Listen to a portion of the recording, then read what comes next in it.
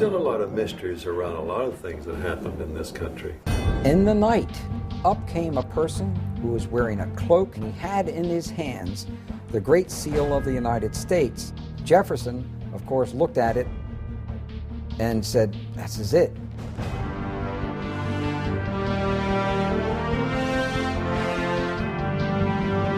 It's a very dangerous thing to reveal the truth, but we have to. Let's go back to really important individuals here. His name is Nicholas Rorik. The truncated pyramid with the all-seeing eye on the top. Nicholas Rorik is the person who is responsible for that ending up on the dollar bill. Franklin Delano Roosevelt was the President of the United States, and Henry Wallace was the Secretary of Agriculture. Now, Henry Wallace was deeply involved in the occult. Rorik to Wallace to FDR to the dollar bill. I was initiated into this very ancient order. Here we are at the Nicholas Rorik Museum. Do you really think it has anything to do with the Illuminati? The owl is the totem symbol of the Illuminati. Yes, because Rorik was the Illuminati. They all seem to have been Masons. His son was murdered. Those who normally get out, they're killed. Hexagrams are used during occult ceremonies when you're summoning up demons. Because we're dealing with Lucifer. And the all-seeing eye of God is one of the emblems that the Freemasons use. He said, "You're trying to say that Masonry is evil." I said, "It comes right out of the same pit of hell." Didn't win a lot of friends that day.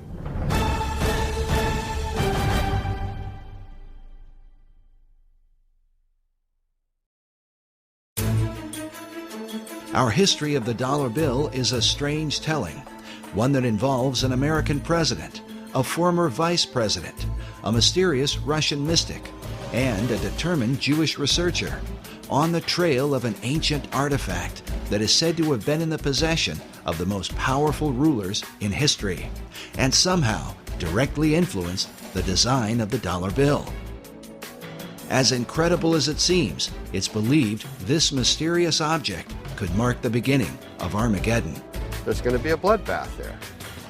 With them is an expert in the signs and symbols of the occult world. This is not the eagle. Who claims that the details of the dollar bill are no accident, but represent the diabolical working of secret societies. This is the eye of the phoenix, looking on in favor of the secrets of the dollar bill.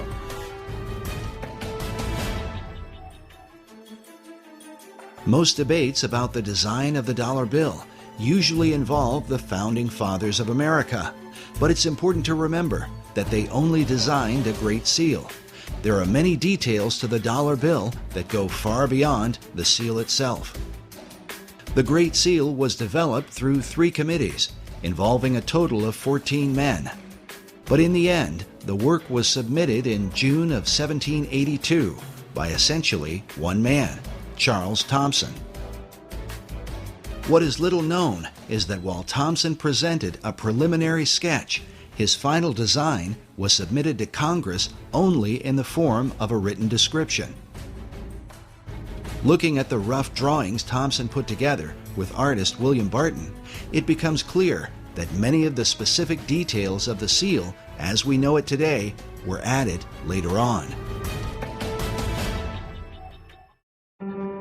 For example, above the head of the American eagle are 13 stars that form a 6-pointed hexagram.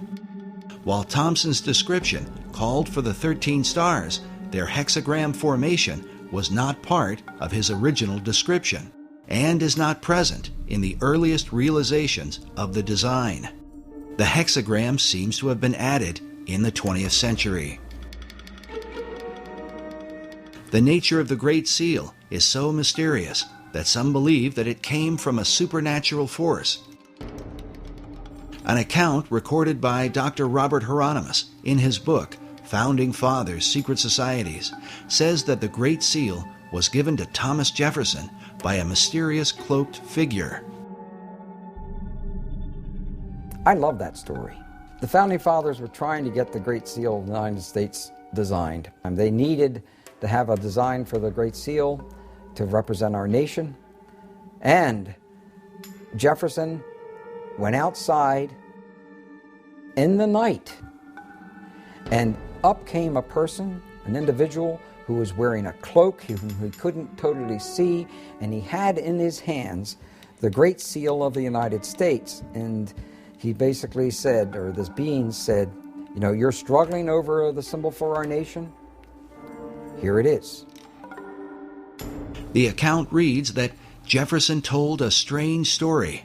A man approached him wearing a black cloak that practically covered him, face and all, and told him that he, the strange visitor, knew they were trying to devise a seal, and that he had a design which was appropriate and meaningful. Jefferson, of course, looked at it, according to this story, and said, this is it. This is it. He knew it was it, and it was right. So he supposedly came running back into whatever, whether it was a tent or whatever it was, and he showed it to other individuals, and he told them about, they met this person outside. Of course, they went outside to go to find the guy, and he's gone. So supposedly we'll never find out who designed the Great Seal of the United States. While Dr. Hieronymus admits that he is skeptical about such stories, there are others who claim to believe them to this day. Perhaps it has something to do with John Adams, who was on the first seal committee with Thomas Jefferson. According to the written account, John Adams was there when this bizarre event took place. Oddly enough, the Adams Memorial in Washington, D.C. is adorned with this mysterious cloaked figure. Perhaps it's just a coincidence. The first historical account of the Great Seal's design was written by a 19th century American Army officer named Charles A.L. Totten. In his book on the secret symbols of the dollar bill, Masonic author David Oveson writes that Totten equated the birth of the United States with the beginnings of what he called the New Atlantis, a title given to a work by Sir Francis Bacon, one of the mysterious financial backers of the Virginia colony. Oveson goes on to write that the Great Seal and the dollar bill represent the most extraordinary example in history of the public evolution of a magical design. Even as Sir Francis Bacon and his contemporary, Dr. John Dee, were said to be in contact with the spirit realm, there are those who believe that it is this dimension that has been guiding the course of America and the so-called evolution of the dollar bill.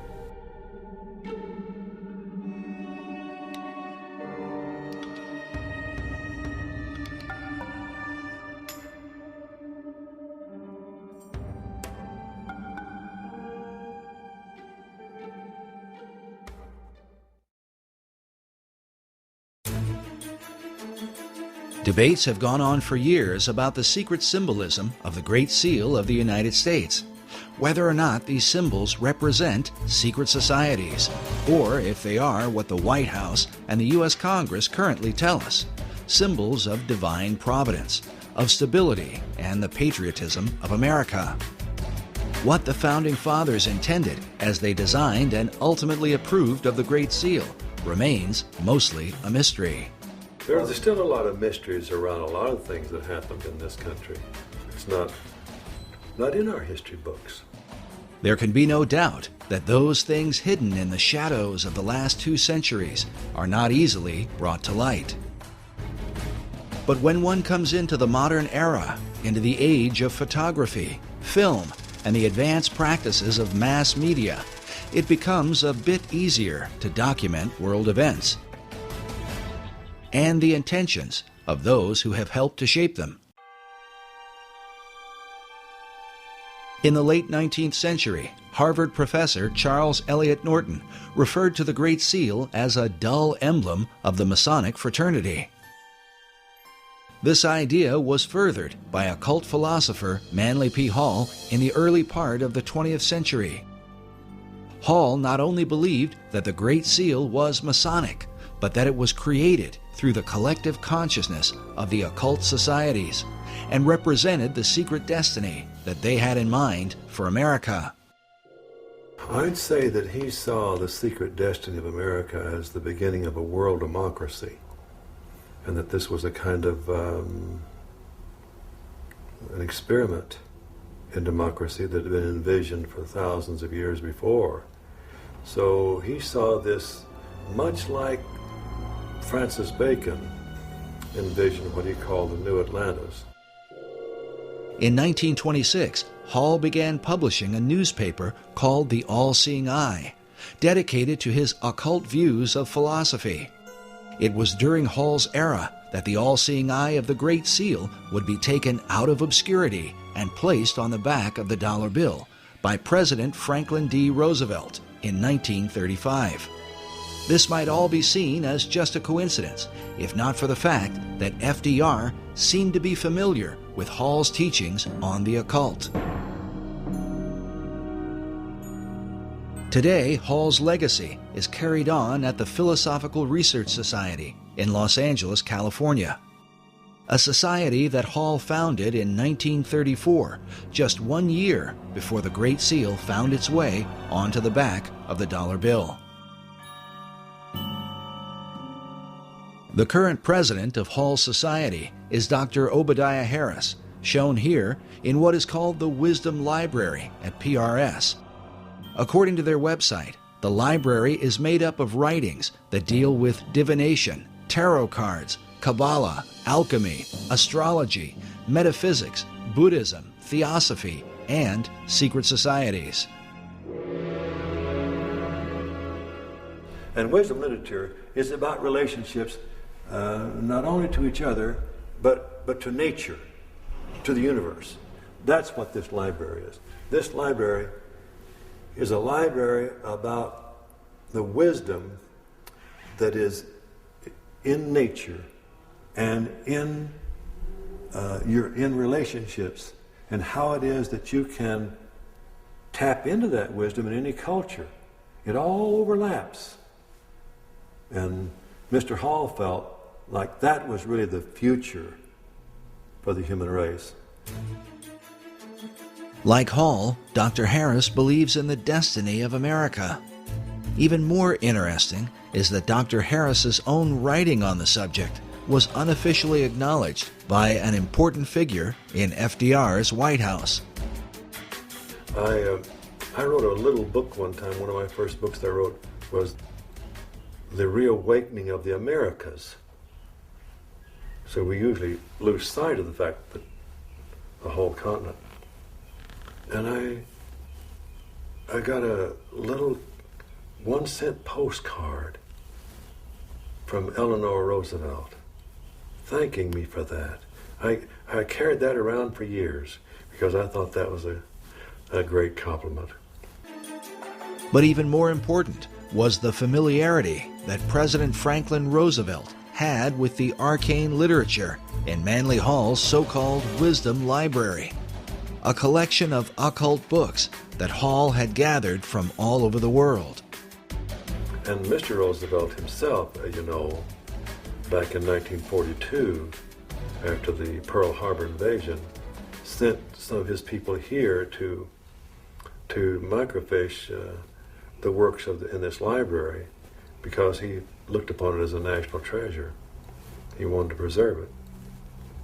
And I was surprised that when I first heard that, just how much he seemed to know about such a treasure of wisdom that is contained here. FDR's interest in the arcane and mystical was further reflected in the relationship he had with his Secretary of Agriculture, Henry Asgard Wallace.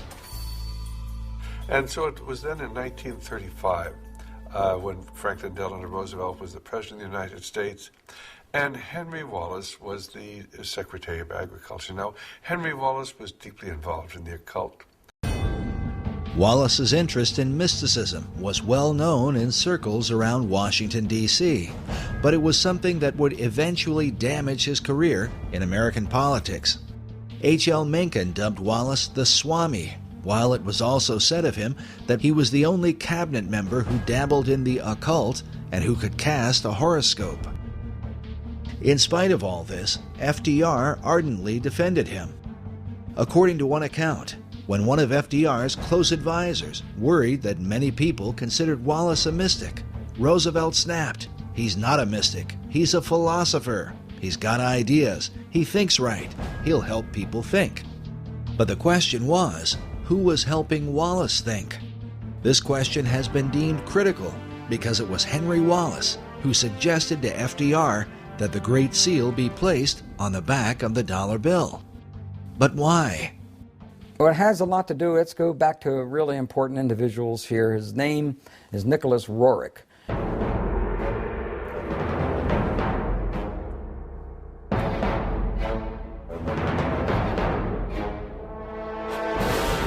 Nicholas Rorik was a very advanced spiritual soul with considerable vision. Nicholas Rorik was also a Rosicrucian. He was also a member of other secret societies. Rorik was a Russian painter and mystic who was deeply involved in theosophy and the teachings of Madame H.P. Blavatsky. He is famous for his travels into Tibet and the Far East in search of the legendary kingdom of Shambhala. But what was his relationship to FDR's Secretary of Agriculture? I believe that Nicholas Rorik was a spiritual teacher, not a supreme spiritual teacher, but was a teacher of Henry Asgard Wallace. Rorik was considered not only a teacher, but a spiritual mentor and guru to Henry Wallace. It's believed that Wallace recommended the Great Seal to FDR because of the mystical influence Rorik held over him. The dollar bill was approved with the all-seeing eye and the truncated pyramid with the all-seeing eye on the top of the because of Nicholas Rorik. In the book, Tournament of Shadows, the authors document much of the activities and influence of Rorik during this period. They write that Rorik's influence was suspected in the adornment of the $1 bill, with a verso of the Great Seal showing a pyramid crowned by an all-seeing eye. The story of Wallace's role with FDR is told by the State Department in an official history called The Eagle and the Shield, a history of the Great Seal of the United States. Henry Wallace, while sitting in the State Department, found a booklet on the Great Seal of the United States. Wallace recollects that day in letters he wrote in 1951 and in 1955. He says, turning to page 53, I noted the colored reproduction of the reverse side of the seal. The Latin phrase Novus Ordo Seclorum impressed me as meaning the New Deal of the ages. In terms of the dollar, if there's a code about the New World Order, I think that they jumped a few decades from the New Deal, because the Novus Ordo Seclorum can be translated to the New Deal in English as easily and readily as to the New Order or the New World Order. Initially, Wallace envisioned the Great Seal appearing on a coin. He took the idea to President Roosevelt. So when Henry Wallace saw this booklet and saw this pyramid in the Iron Triangle, he was a Freemason. He was a member of a secret society. Immediately he said, whoa, what a symbol to have and not use. Let's use this. So it was he that went to the president, FDR, and FDR, being a Freemason, looked at those symbols and said, hey, yes, wow, this is, that's New Order of the Ages. What's the New Deal? He actually thought to a degree that the Novus Ordo Seclorum was the New Deal. Wallace wrote that Roosevelt, as he looked at the colored reproduction of the seal, was first struck with the all-seeing eye, a Masonic representation of the great architect of the universe. Next, he was impressed with the idea that the foundation for the new order of the ages had been laid in 1776 but that it would be completed only under the eye of the great architect. Roosevelt, like myself, was a 32nd degree Mason. He suggested that the seal be put on the dollar bill rather than a coin, and took the matter up with the Secretary of the Treasury. The Secretary of the Treasury at the time was Henry Morgenthau. And he talked to Henry Morgenthau, who was the Secretary of the Treasury, and got him convinced that we should put this esoteric emblem from the back of the Great Seal of the United States onto the back of the dollar bill. This really symbolized the fact that now the esoteric influence dominated the American government. And Morgenthau, the Secretary of Treasury, wrote extensively about this point, and he said there's some strange cabal, some mystical order behind the scenes, calling shots on the artwork that appears now on our dollar bills. He had to approve it, and he later had found out that this was all Henry Wallace's. It was all based on Henry Wallace's relationship to Nicholas Rorik. Nicholas Rorik is the person who is responsible for that ending up on the dollar bill. Today, the story of Rorik's mystical influence is told by a variety of occult researchers. You know, the dollar bill thing was about the New World Order. Actually, that came from Franklin D. Roosevelt and others around him, even Nicholas Rorik. It's almost like baseball. Rorik to Wallace to FDR to the dollar bill. While many people have never heard of Rorik, he was a well-known figure during the FDR era, in the years preceding World War II. His works of art were internationally recognized, so much so that an entire building in New York was erected to house his many paintings. Rorik was nominated 3 times for the Nobel Peace Prize and was the inspiration for the Rorik Peace Pact, which was signed by Henry Wallace in the presence of President Roosevelt at the White House. In 1986, Mikhail Gorbachev called Rorik one of the cultural pillars of Russia. The Russian cosmonaut Yuri Gagarin, the first man in outer space, when asked what the Earth looked like from orbit, answered, very much like the paintings of Nicholas Rorik. He was a great oil painter, bar none. He's one of the greatest in terms of the Himalayan Altai scenes that he depicted. He did some wonderful work. He was a gifted artist. But Rorik's story is one of success and disgrace, as he eventually fell out of favor with his greatest supporters, and at one point was suspected by the Soviets, the Japanese, and the United States of being a spy. Information was coming out that Rorik may have been used as a spy when he went into these other nations in the Far East. And with that, that's what broke the link between Henry Wallace and Nicholas Rorik. To learn more about this mysterious figure and his influence on the dollar bill, we travel to the Rorik Museum in New York, along with cipher expert and international codebreaker Buff Perry, who has long been associated with the museum and its curators. Here we are at the Nicholas Rorik Museum at 319 West 107th Street, almost at the corner of Riverside Drive. His paintings hang on the walls of 3 floors of this building, and also many of the treasured archives, letters, and other writings and memorabilia of the Rorik family are housed here. I have a deep interest in the history of Nicholas Rorik and his family and their association with a long-lost artifact that I have had a lot to do with over the years. We'll learn more about this artifact later on, as it ties together Nicholas Rorik with Henry Wallace, Manly P. Hall, and what some believe will be the future destiny of America. Like many who are involved in New Age and occult ideas, Nicholas Rorik dreamed of a united one-world order.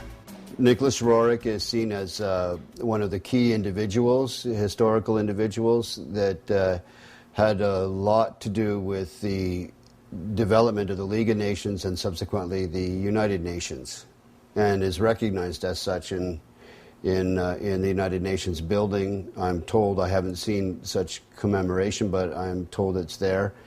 And the history of the United Nations is often characterized in association with Nicholas Rorik's global peace efforts.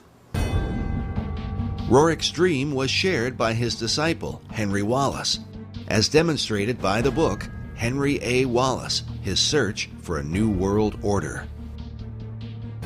This concept is visualized by the cracked bronze globe that sits outside the United Nations building, where a new world is literally breaking forth from the old. But somehow, Rorik's ideas on the subject would get him into trouble with Wallace when he traveled abroad on behalf of the United States government. In the book, Tournament of Shadows, we read that Rorik had been chosen by Henry Wallace to scour Central Asia for drought-resistant grasses to combat the Dust Bowl. This was the genesis of the Rorik expedition, financed and staffed by the Department of Agriculture. But during his 2-year expedition, Rorik seemed to be on a mystical journey, one that involved his quest for the legendary city of Shambhala, and literally searching for signs of the second coming of Christ. Nicholas Rorik's idea was that the second coming of Christ may happen within years, and that's why he visited India, China, etc., and Russia, and digging up and trying to locate spiritual centers and spiritual information along those lines. Authors Meyer and Bryzak write that the search for Shambhala, which he identified with the second coming of Christ and the Maitreya, or Buddha to come, obsessed Rorik. His paintings and writings thereafter conjured up his vision of a new age of peace, brotherhood, and enlightenment. But Rorik's concept of Christ, shown here in one of his paintings, was dramatically different from that of traditional Christianity. Both Rorik and Wallace were members of the Theosophical Society that was founded by Madame H.P. Blavatsky in the late 19th century. Blavatsky's view of religion can be summed up in her book, The Secret Doctrine. She makes use of the phrase, Demon est Deus inversus, which means the devil is God inverted. Her view was based on the ancient Gnostic belief that in the Garden of Eden, the serpent who tempted the woman was really an angel of light, and that God, who had created Adam and Eve, was really the devil. The reason is because God had forbidden man from partaking of the tree of knowledge, or gnosis. This is the origin of the term Gnostic, or Gnosticism. Blavatsky further argued that Jesus was only one Messiah among many, like Buddha, Krishna, and Muhammad, and that the fifth Buddha, also called the Maitreya, is the last Messiah who will come. She says he will appear as Maitreya Buddha, the last of the avatars, or way-showers. This belief and expectation are universal throughout the East. This is the event that is said to have consumed Nicholas Rorik, and that he would have taught to his devoted disciple, Henry Wallace. The proof of their bizarre relationship was more fully revealed in a series of letters penned by Wallace to Nicholas Rorik. Newsweek with Westbrook Pegler and others made a very big story out of what they called the Guru letters, the letters that Henry Wallace would send to Nicholas Rorik, which obviously he considered him a spiritual teacher from that standpoint. Wallace had gone from being Secretary of Agriculture to FDR's Vice President. Though his falling out with Rorik had happened some years earlier, The Guru letters would surface once he decided to run for president. They had been obtained by cantankerous news columnist Westbrook Pegler through an unidentified source. Pegler, along with H.L. Mencken, questioned Wallace in a news conference about the letters, but he was, at best, evasive and refused to answer their questions in a direct manner. The letters were signed H.A.W., assumed to be Henry Asgard Wallace. In one of the letters, Wallace allegedly wrote of curing his headaches at formal dinners by rubbing his forehead with a Tibetan amulet. In another letter, he said to Rorik, "I have been thinking of you holding the casket, the sacred, most precious casket, and I have thought of the new country going forth, and I have thought of the admonition, await the stone, the sign of Shambhala." There's these letters, and they indicate very strongly, no matter how you want to interpret them, that he was his teacher. Wallace went on to say, "We await the stone, and we welcome you again to this glorious land of destiny." The stone he's referring to is the artifact that cipher expert Buff Perry has been following for many years now. We learned about this mysterious stone during our first interview with Perry at Manly Hall's Philosophical Research Society, where a statuette of Nicholas Rorik, holding a casket like the one described by Wallace, sits on one of the tables in the library. It was first mentioned to us by Dr. Obadiah Harris. Now, So, Dr. Harris, can you tell us about this statue here? oh well, this would be a very favorite thing to Manly Hall. This is Nicholas Rorik, who lived in the early part of he lived even in the 20th century up until 1947. There's a Rorik Museum in New York, and this, of course, is of Mr. Rorik himself. Then there's this little casket, and in this casket symbolizes what he was given, which is the foundation stone of America. And we don't know where that stone is today. I think that Buff Perry knows a little more about where it might be now. We then asked Buff Perry to explain the stone in relation to the statue of Nicholas Rorik. The statue is based on a painting his wife Helena painted of him. The casket he's holding with a cloth fabric, a kind of sacred, appearing to be Tibetan cloth fabric over it, is a casket that contains a stone that variously has been called the Chintamani in Sanskrit, meaning the stone of wisdom, the Bethel or Bethel stone, which was Jacob's pillow stone, that you read about in Torah in the Old Testament, which became known as a Bethel stone, because it was used at the location of what became the town of Bethel, so Bethel. So this stone has an incredible history to it that has only recently really surfaced in terms of how it ended up in the hands of Nicholas Rorik, where it came from. There can be no question that this stone in the casket consumed Rorik through the latter part of his life.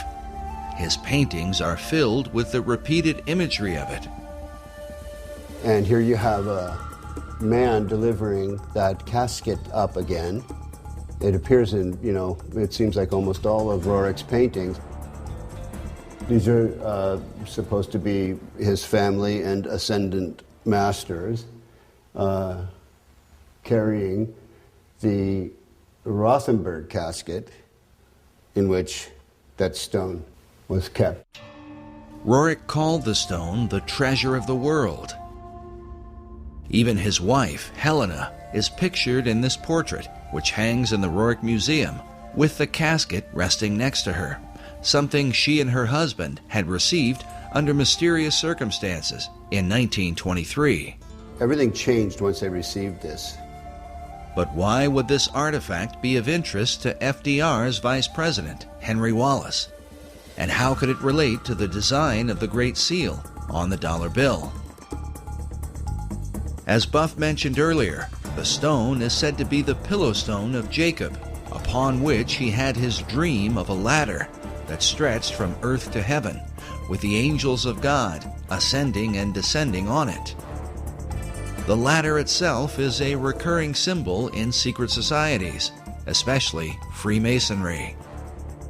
Master Mason Albert Pike wrote extensively of Jacob's ladder in his book, Morals and Dogma, and even suggests that Jacob's ladder may in fact have been a pyramid.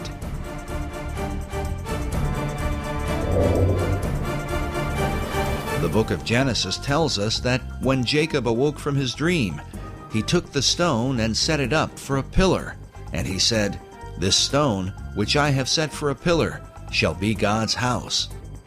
As a result, some have come to believe that God, or the power of God, resides in the stone itself.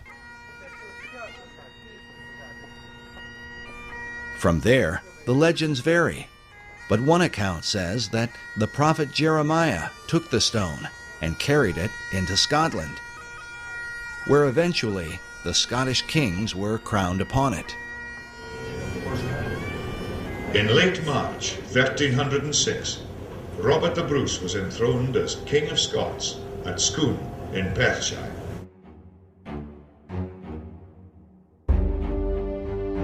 An old Scottish poem says, "Except old seers do feign, and wizard wits be blind, the Scots in place must reign, where they this stone shall find."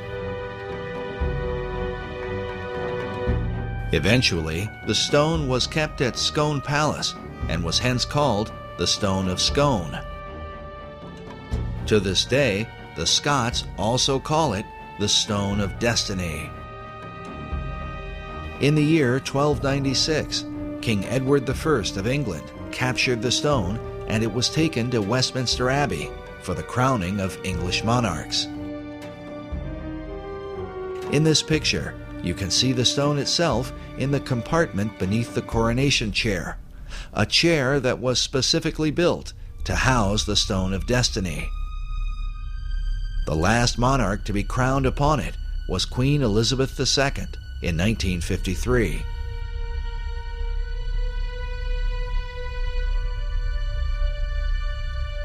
But in 1997, the English supposedly returned the ancient stone to the Scots, with the understanding that the future monarchs of England would continue to be crowned upon it. Today, the stone is said to be housed inside Edinburgh Castle in Scotland.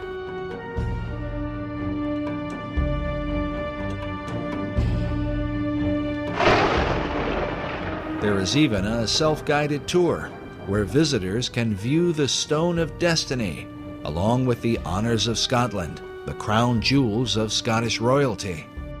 According to the tour guide we spoke with while there, this is the legendary stone.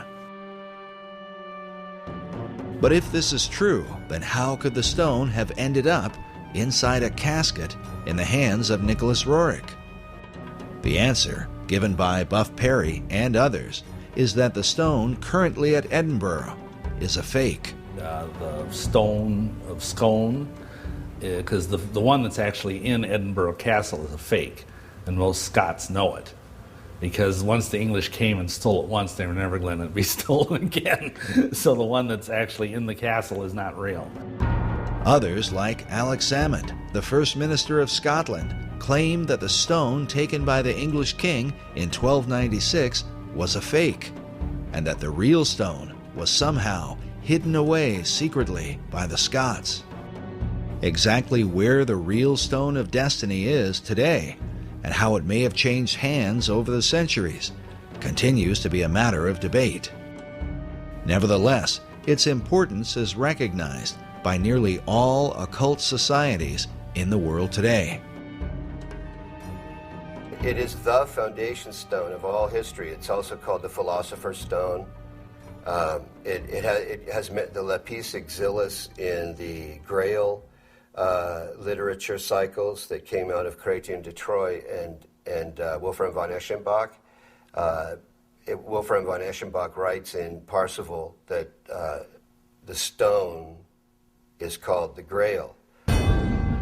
While the Holy Grail is traditionally thought of as the cup of Christ, those involved in secret societies believe that the original and oldest form of the Grail is the Stone of Destiny, written of by Wolfram von Eschenbach in his Grail legend, Parsifal.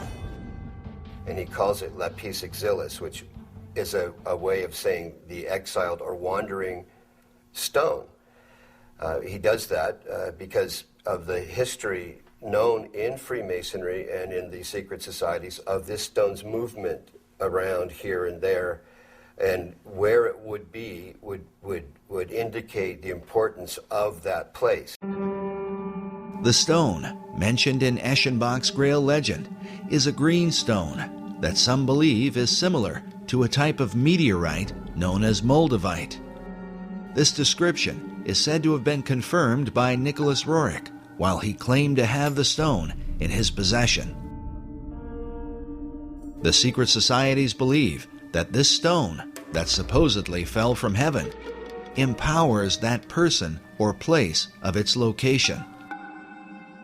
And it has to do with the secret history of America and why that stone arrived here, who brought it.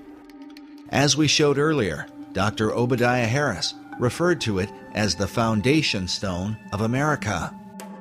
What is the significance of the foundation stone of America?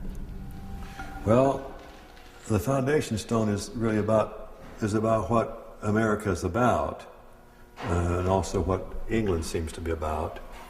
And so it's really, it implies the great mysteries that was contained in the great mystery schools and of those who had this vision. Was it this mystery school vision that guided FDR and his fellow Mason, Henry Wallace, as they set the all-seeing eye of the great architect on the back of the dollar bill? When one considers the repeated use of the word destiny by Manly Hall, who wrote of the secret destiny of America, along with FDR, who had knowledge of Hall's library and who said that Americans had a rendezvous with destiny. And then Henry Wallace, who referred to America itself as the land of destiny.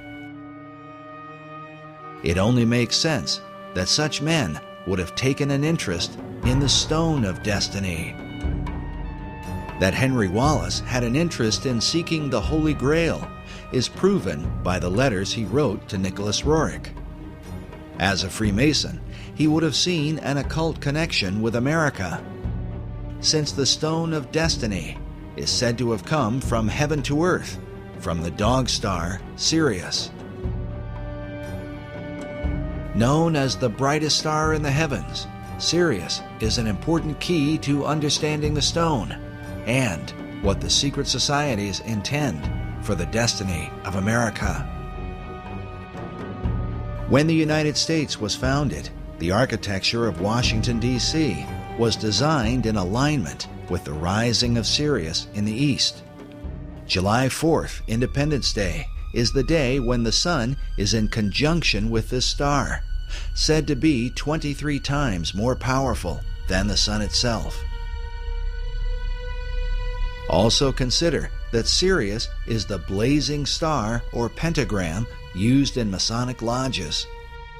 But as this mystical symbol relates to the dollar bill, we read that the famous emblem of the all-seeing eye, seen hovering above the unfinished pyramid, is a depiction of the Eye of Sirius and is a common motif found throughout Masonic lore. The importance of Sirius to the secret societies cannot be overstated.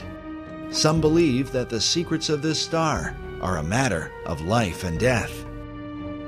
In our last documentary, Riddles in Stone, Dr. Robert Hieronymus explained the importance of the dog star Sirius. This happened during a casual discussion, and some of what he said took us by surprise. Listen now to his uncut explanation to understand how critical the secrecy of this symbol is to Freemasonry and all the secret societies. And as you listen, remember, it is Sirius that rises in the east behind the sun, which stands as a picture of the twofold nature of every symbol in the occult. Interesting thing about all of Freemasonry is symbolism is ultimately very important. They don't put a lodge in the east because it's a nice place and it looks good. They put it in the east. The masters have put it in the east, so because it's the rising sun. It's the rising sun. You're catching the energies of the light, right. and to them, they didn't believe that the sun was God. All right, like we're told, the ancient Egyptians, we're told all the time that they thought the sun was God. Well, to simplify it, do I have time to tell them this part? Yeah. Oh, yeah. Okay. Go ahead. All right. As with all secret societies, you have levels, and if you're on the lower levels, you don't even know they're upper levels. They don't even tell you. Right. You bump into it by accident, or someone comes along. Now, in Scottish Rite, that's something different, because they know that there's a. But before then, and basically secret societies, such as let's go to ancient Egypt. To the ancient Egyptians, the priest would tell the serfs, the guys that tilled the land, they would say, the sun is God. Okay? And so they accepted that very low-level interpretation, all physical. That's not what the priests believed. What the priests believed, there was a second level. The priests believed that, no, the physical sun is not the supreme being. It's the spirit which flows through the physical sun that is the supreme deity. However, there was another level. And the priests didn't even know it. It's those that were involved and elevated to if I would have told you this 15 years ago, I might have gotten shot. But this is now, I'm so glad now that this is easy to talk about. The third level, which is a higher level of understanding, said, nope, it's not, that's not the sun. The sun is not the supreme deity. Nope, yes, spiritual energies come through the sun. That's not what we're talking about. What we're talking about is the star Sirius. The dog star.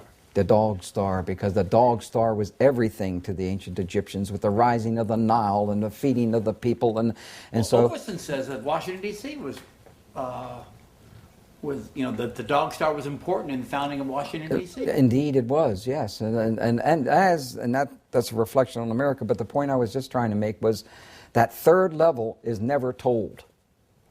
And with every group, every secret society I belong to, over but 15 or 16, I don't belong to any of them now. I can't. 15 to 16 different secret societies? Yeah. Oh, wow. Well, there were many different types. While Dr. Hieronymus's claims of belonging to more than a dozen secret societies might sound incredible, it is important to remember that he is the most highly recognized authority on the history of the Great Seal. Eye in a triangle in the pyramid. And he is closely associated with the leading Masonic apologist in America, Dr. S. Brent Morris. Now, Bob Hieronymus, Dr. Bob, is the expert on the Great Seal. Because of this, we believe the insights of Dr. Hieronymus not only into the Great Seal, but also on the importance of the dog star Sirius to secret societies becomes that much more significant. Listen again to what he says about Sirius when we make mention of the book on the secret design of Washington, D.C. by Masonic author David Oveson. And so, Oveson says that Washington, D.C. was the dog star was important in the founding of Washington, D.C. Indeed, it was, yes, that's a reflection on America. That's a reflection on America. How is Sirius a reflection on America, according to the secret societies? And is it just a coincidence that the Stone of Destiny, awaited by an American vice president and supposedly in the possession of his guru, is said to have come from this blazing star? In the occult, the stone is not only a type of the Holy Grail, but seems to be a symbol for the secrets of Masonry, as understood by Henry Wallace. In his book, The Occult Conspiracy, Michael Howard says of Wallace that the Secretary of Agriculture was well versed in occult knowledge. In a letter to his Russian guru, he stated, "The search, whether it be for the lost word of Masonry, or the Holy Chalice, or the potentialities of the age to come, is the one supremely worthwhile objective. So may we strive for the chalice and the flame above it." Howard says the chalice he refers to is the Holy Grail, regarded by the Rosicrucians as a feminine symbol for perfection, and the age to come is the dawning of the Aquarian Age. The concept of the flaming chalice is another repeated theme in the paintings of Nicholas Rorik. And you can see this entity holding the chalice, and there's a flame coming up from the middle of the cup part of the chalice. This is a painting of Prophet Muhammad. And interestingly, he's viewing a specter of a person of some sort or other who's bearing in the heart area the chalice that's burning the flame. That's consistent with Zoroastrian motifs as well as Agni Yoga. But when I was in Isfahan, for example, and in Tehran, I visited the Zoroastrian temples, and those chalices that bear the flames are as big as I am. And I'm sure that Nicholas Rorik had the occasion to see those chalices in the Zoroastrian temples in his journeys through the East and the Near East. But this is definitely Muhammad. He's named it Muhammad the Prophet. But for some interesting reason, Muhammad is viewing some kind of spiritual entity with that fire-bearing chalice in the heart zone. While Rorik's paintings are today kept in a modest museum in Manhattan, they were once kept in a towering building on the Upper West Side. In the 1920s, Rorik was supported by a wealthy benefactor and Freemason named Louis Horch. Like Wallace, Horch considered Rorik to be his guru and financed the construction of a massive building to honor him. It was called the Master Building. During this era, Rorik designed what he called a peace banner that went along with the Rorik Peace Pact that had been signed by Henry Wallace. The symbol was simply 3 circles in a triangle formation. This symbol can be seen even today, engraved on the black cornerstone of the Master Building. Buff Perry and others believe that certain arcane contents, including the Stone of Destiny, were placed inside this cornerstone when it was laid. This is the seal over the cornerstone of the Master Building that is at the corner of 103rd and Riverside Drive. And here you see 1929 and the 3 circles with an M and then an R beneath it. And I believe that means Master Rorik, meaning master building in effect. He was like an edifice to people at that time. So the idea of the master building was the idea that Rorik himself was the master, is that absolutely, correct? Absolutely. The whole building was built for him, for his use, in his honor and in his name. And it was to be used as a place where there would be art galleries, art studios. Great writers of the past lived there. Joseph Campbell was there? Joseph Campbell lived there for a period of time. Joseph Campbell was a highly regarded esoteric who wrote about the power of myth. His works are still celebrated by the Theosophical Society to this day. Another 20th century luminary who frequented the Master Building was Manly P. Hall. Hall was clearly interested in Rorik, and in his books wrote about the symbolism of the stone that is called the Grail. And we don't know where that stone is today. I think that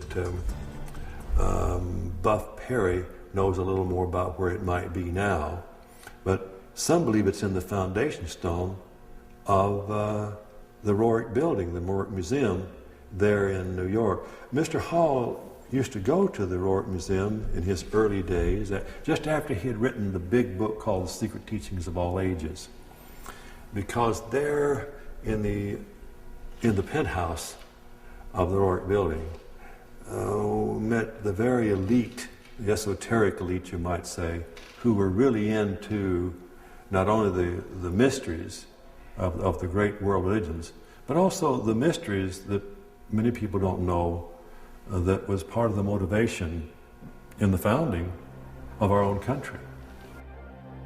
While the Master Building today is used mainly for apartment living, the penthouse located in the upper levels is still there.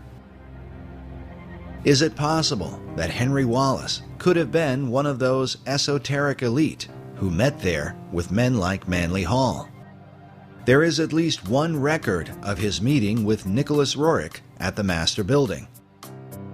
American Heritage reports that Wallace visited the museum and was thrilled beyond measure to receive a brief audience with Rorik. He found the artist's appearance, demeanor, and plans to promote culture and peace extremely impressive. He admired Rorik's paintings because he said they gave him a smooth feeling inside. The article goes on to say that Wallace avidly read the painter's writings and frequently communicated with the officials of the Rorik Museum. Whether FDR himself ever attended the penthouse meetings is unknown, but it is reported that the president's mother was an admirer of Rorik, and Roosevelt himself had once met and been favorably impressed by the artist. It is also worth noting that in 1932, First Lady-elect Eleanor Roosevelt gave a lecture at the Rorik Museum Lecture Hall. American Heritage writes, the State Department grew very nervous about Rorik, but he had influence in the Oval Office. With such connections, is it possible that inside the mysterious penthouse at the upper level of the Master Building, the so-called esoteric elite decided on the design for America's dollar bill? Remember that the Master Building was finished in 1929. The Great Seal was not placed on America's currency until 6 years later, in 1935. All of the players in this drama were involved in Masonry, including the Secretary of Treasury, Henry Morgenthau. When Morgenthau, the Secretary of the Treasury, regretted having placed the all-seeing eye on the verso of the American dollar bill, he made reference to a small Kabbalistic group that used that symbol in their ceremonies, and because of that regretted that that symbol ever would have made it onto the dollar bill, which to me is rather peculiar because Masons for centuries had already used that all-seeing eye in their lodges, in their literature, and in all means and manner of expression. Perry's suggestion is that while Morgenthau, as a Mason, might not object to a Masonic symbol, he was concerned about the influence of what appeared to be a personality cult surrounding Nicholas Rorik. He was a little embarrassed that perhaps all of the information got out that Nicholas Rorik, the guru, would have been instrumental in seeing to it that that symbol ended up on the dollar bill. We took a trip to the Master Building and met with the building's historiographer, Mildred Spicer. She lives inside one of the apartments with a view through the right-angled windows that are famous for being the first of their kind. Whether or not they were intended to represent the Pythagorean right triangle, a favorite symbol among Masons, is for the viewer to decide. Rorik's idea was to have that Mason symbol put on the dollar bill, so every resident in the U.S. is connected to Rorik through the dollar bill. While we were there, Mildred confirmed that Rorik's chief financial supporter, Louis Horch, was in fact a 33rd degree Freemason. And that was given, sent to me by Oriole. Her father was Louis Horch, and she and her mother, Nettie Horch, were very involved with the museum. And during this time, they were caught up in the mysticism of Rorik. And those who were part of Rorik's inner circle were invited to the highest level. With Mildred's help, we were able to make our way up the elevators and then the many stairs to the much talked about penthouse, which some have called a kind of temple or meditation room.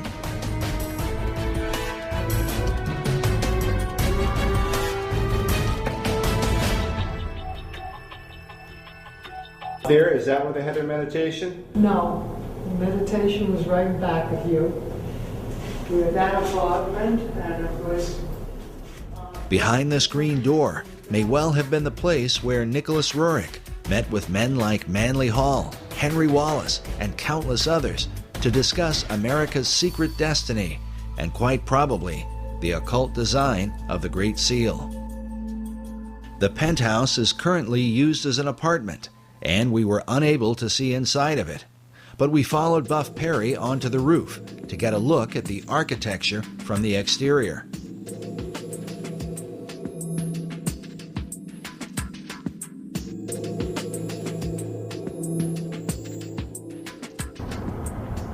We're at the very top of the master building, and behind you is the river, and in front of you is the outside walling of the meditation room or temple or whatever one wants to call it, the chapel that Rorik had constructed for his private spiritual purposes. So it's right on the other side of this wall. Yeah, it's this, all this in here. And that's the very top.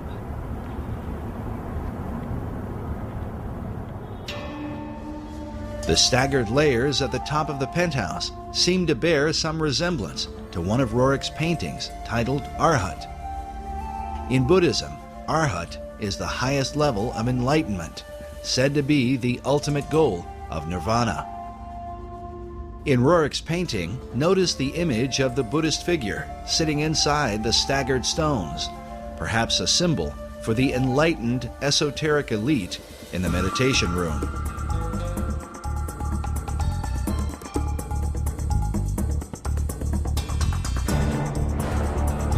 The master building rooftop is undoubtedly interesting, especially since it overlooks the Cathedral Church of St. John the Divine, the largest cathedral in the world, where many of the occult concepts of America all seem to come together. What's interesting is that much of the cathedral was being built during FDR's administration. On the outside, there is a cross before what is called the Rose Window, an obvious symbol of Rosicrucianism. Inside the cathedral, we find praying saints alongside lurking demons. An image of what looks like a Zoroastrian Maitreya hangs upon a cross at the altar. Meanwhile, an upside-down cross is seen in one of the alcoves, serving as a monument to September 11th.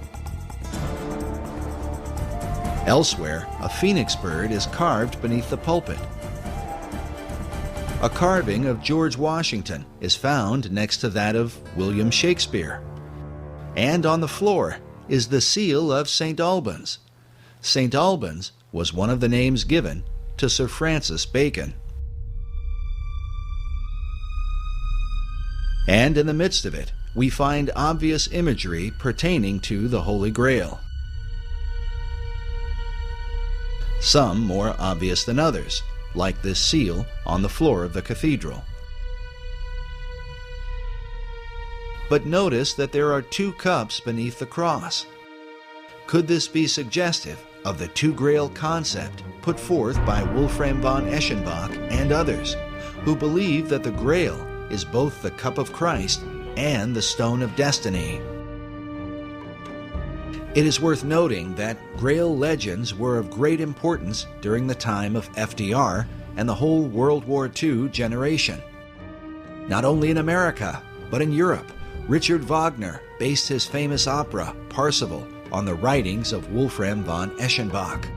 This opera would become a central focus for Adolf Hitler, and as a result, there are some who have argued that Hitler's whole life was dedicated to the Holy Grail. Occult historian Tracy Twyman writes of what Hitler and other occultists believed about the Grail, that it dates long before the time of Christ, all the way back to ancient Atlantis. She writes that just as Hermes possessed a magic stone, which has been associated with the Holy Grail, Hercules also possessed a heavenly stone and a special cup that he carried it in. According to Plato's dialogue, the pillars of Hercules were the gateway to Atlantis. This may be why Sir Francis Bacon used these same pillars as a symbol for achieving greater knowledge. Oddly enough, about the same time the Masons were finishing the work on the master building, Nicholas Rorik finished this painting titled The Last of Atlantis. Which brings us back to the greater mystery of the Rorik building and what may be the secret key to understanding the dollar bill. But first, how did the Stone of Destiny come into the possession of Nicholas Rorik? The receiving of this stone in the Rothenburg casket was very mysterious. Nobody's completely certain who sent it to him, but he and his wife Helena were in Paris in 1923 in an exquisite suite when all of a sudden this was delivered. And it was delivered in this box, and the box says 5 Place Vendôme, and that's 5 Vendôme Place, which was where they were staying, and it was sent from Bankers Trust, from M.M., and it's addressed to Madame and Monsieur N. Rorik. And after many years, this is what has come of the Rothenburg casket that was in this pine wood box.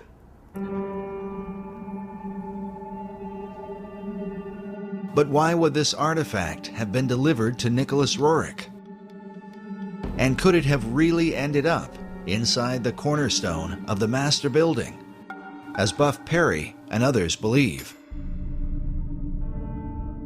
When it was mysteriously delivered to Nicholas Rorik in 1923, he carries it around. He ends up going to India with it.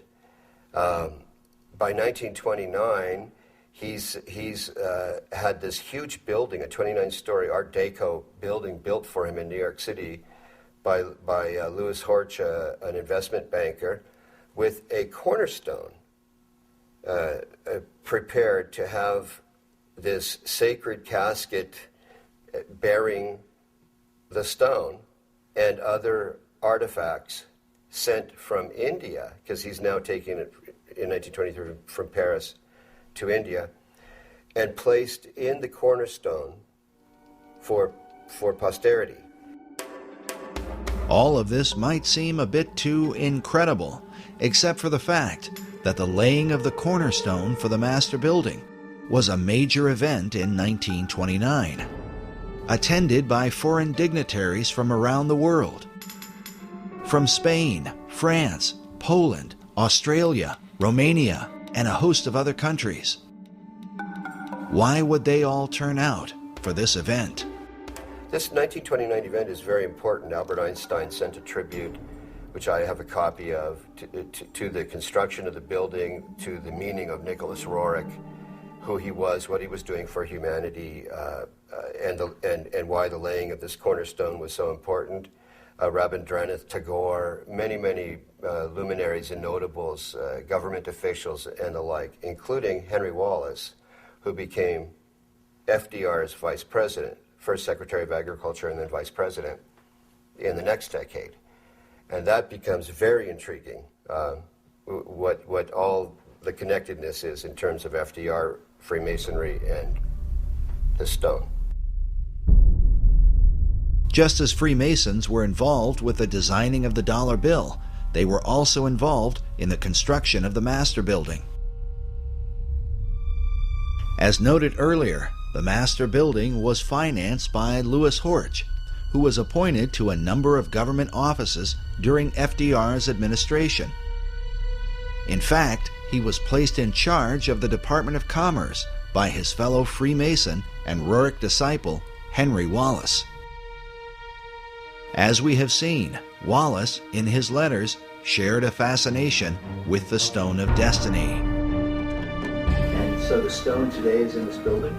The stone is in this casket, said to be in this casket. The reports I have received from the Rorik Museum would have that stone in this Rajput casket in the cornerstone of the Master Building. The interest of men like Albert Einstein, Henry Wallace, and not to mention all the foreign dignitaries, becomes quite intriguing when one considers the full contents of the casket that was said to be placed inside the cornerstone. I'm familiar with the ingredients of the Rajput casket by having read letters from Zina Fosdick and her own notebook entries, and also because Aida Tolskaya herself, one of the co-curators of the Rorik Museum, wrote out what Zina Fosdick had stated they had placed in the Rajput casket in Darjeeling before it was delivered to the city of New York to be placed in the cornerstone.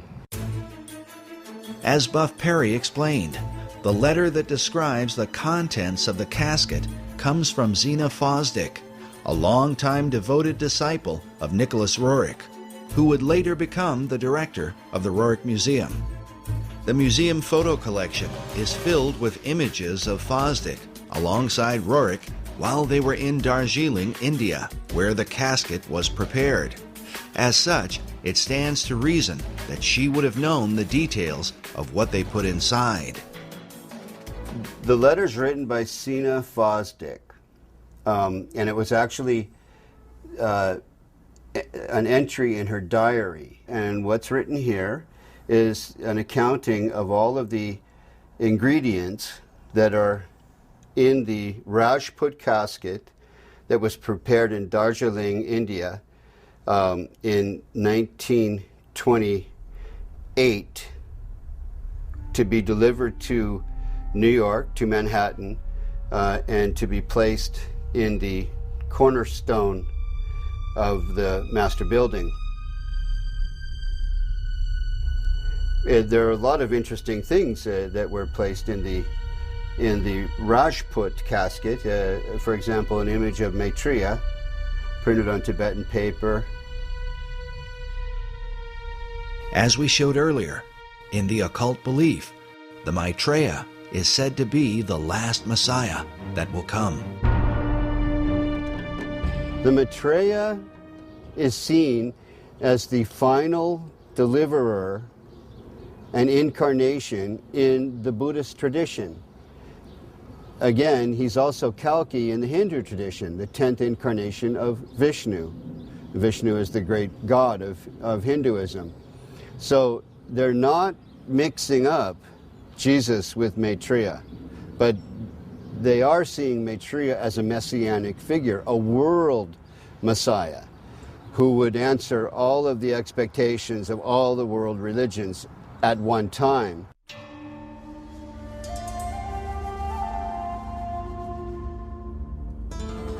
The reason Rorik would not mix up Jesus with Maitreya is because of the New Age belief that Maitreya is the true Christ, while Jesus was only his disciple. This is also the teaching of Scottish mystic Benjamin Creme. Maitreya embodies what we call the Christ principle, the Christ consciousness. And 2,000 years ago, he overshadowed his disciple, Jesus. Jesus was not the Christ, except for 3 years. Over these 3 years, from the baptism to the crucifixion, Jesus was overshadowed by Maitreya. And when he spoke, sometimes it was Maitreya speaking, sometimes it was Jesus. We featured Creme in our last documentary, Riddles in Stone. He is the founder of Share International and has been declaring for more than 30 years that Maitreya would be arriving soon. Maitreya's standing by, ready to come into the world at any moment. When we spoke with Creme in 2006, he had just come from speaking to the United Nations. While I was in New York, I gave a talk at the United Nations, and there was a large group of New York theosophists. A certain number from outside the United Nations were allowed to come to the talk, and they were very responsive, very responsive. These theosophists are modern members of the Theosophical Society, of which both Nicholas Rorik and Henry Wallace were members. Other famous members included Thomas Edison and Mahatma Gandhi, as well as Gandhi's close friend Jawaharlal Nehru, the first Prime Minister of India. Also pictured here, beside Nicholas Rorik. But in addition to the image of Maitreya, what were the rest of the contents buried inside the cornerstone of the master building? A portrait of M.M. This, I believe, is Master Moriah. Master Moriah was one of the names given to a spirit that is said to have inspired Madame H.P. Blavatsky. Rorik's wife, Helena, claimed that the same spirit was in contact with her and inspired her writings. It's Master Moriah, who is actually Helena Rorik, channeling this entity, if I can put it that way. One of her books was titled On Eastern Crossroads, in which she wrote extensively about the stone in her husband's possession, calling it the Serpent Stone, and saying, "The stone cometh, and it is a most grievous error to deny the stone."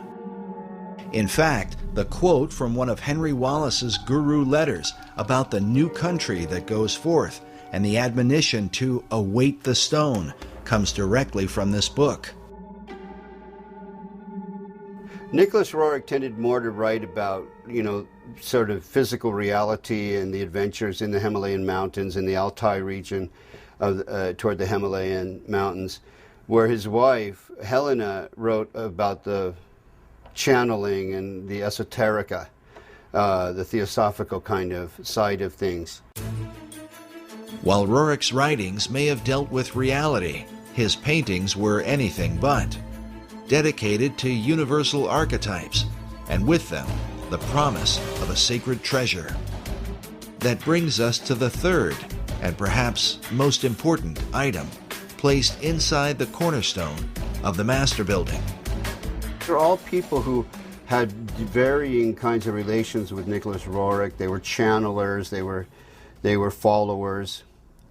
But to me, personally, greatest interest is this side statement that Aida Tolskaya, who is also one of the curators of the Rorik Museum, wrote.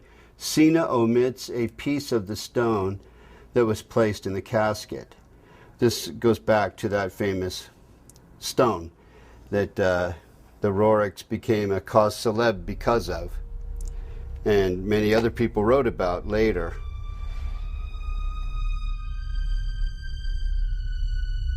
Everything changed once they received this.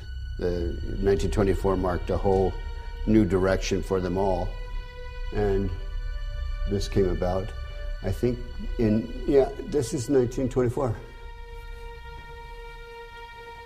You'll see the casket here is the same casket there.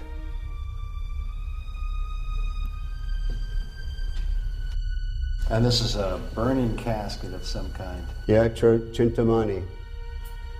Chintamani is a Sanskrit term that means a stone of wisdom, that he calls the treasure of the world. And that's how he depicted the treasure of the world, the ultimate treasure of the world.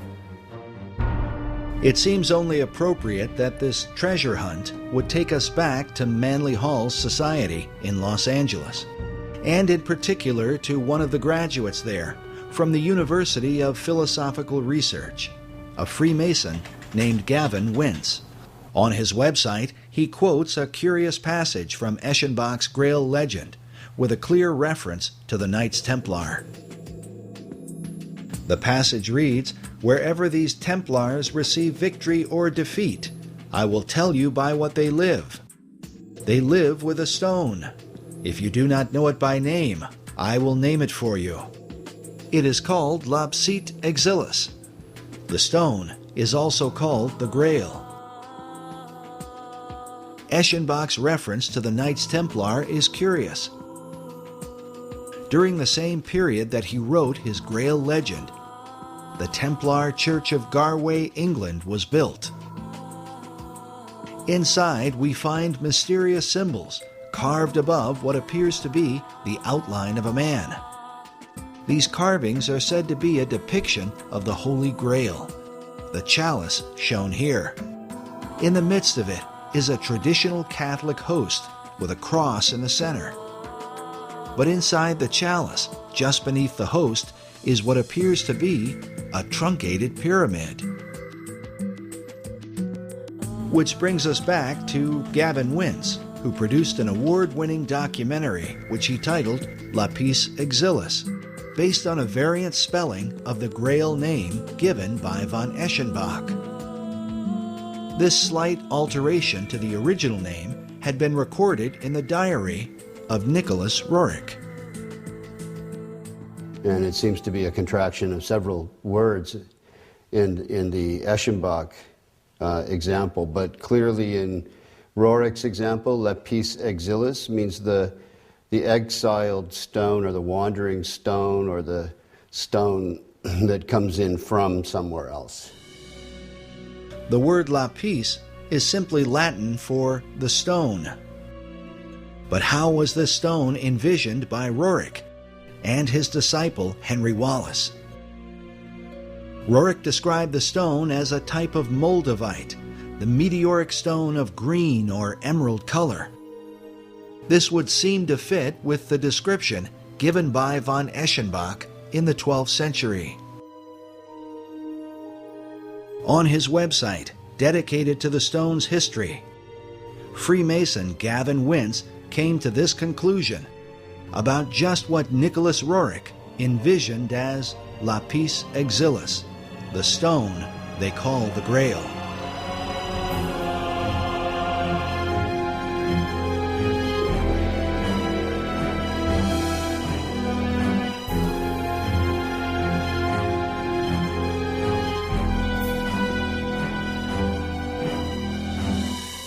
Is it really possible that Rorik, Wallace, and even FDR believed the Great Seal was a representation of the Holy Grail?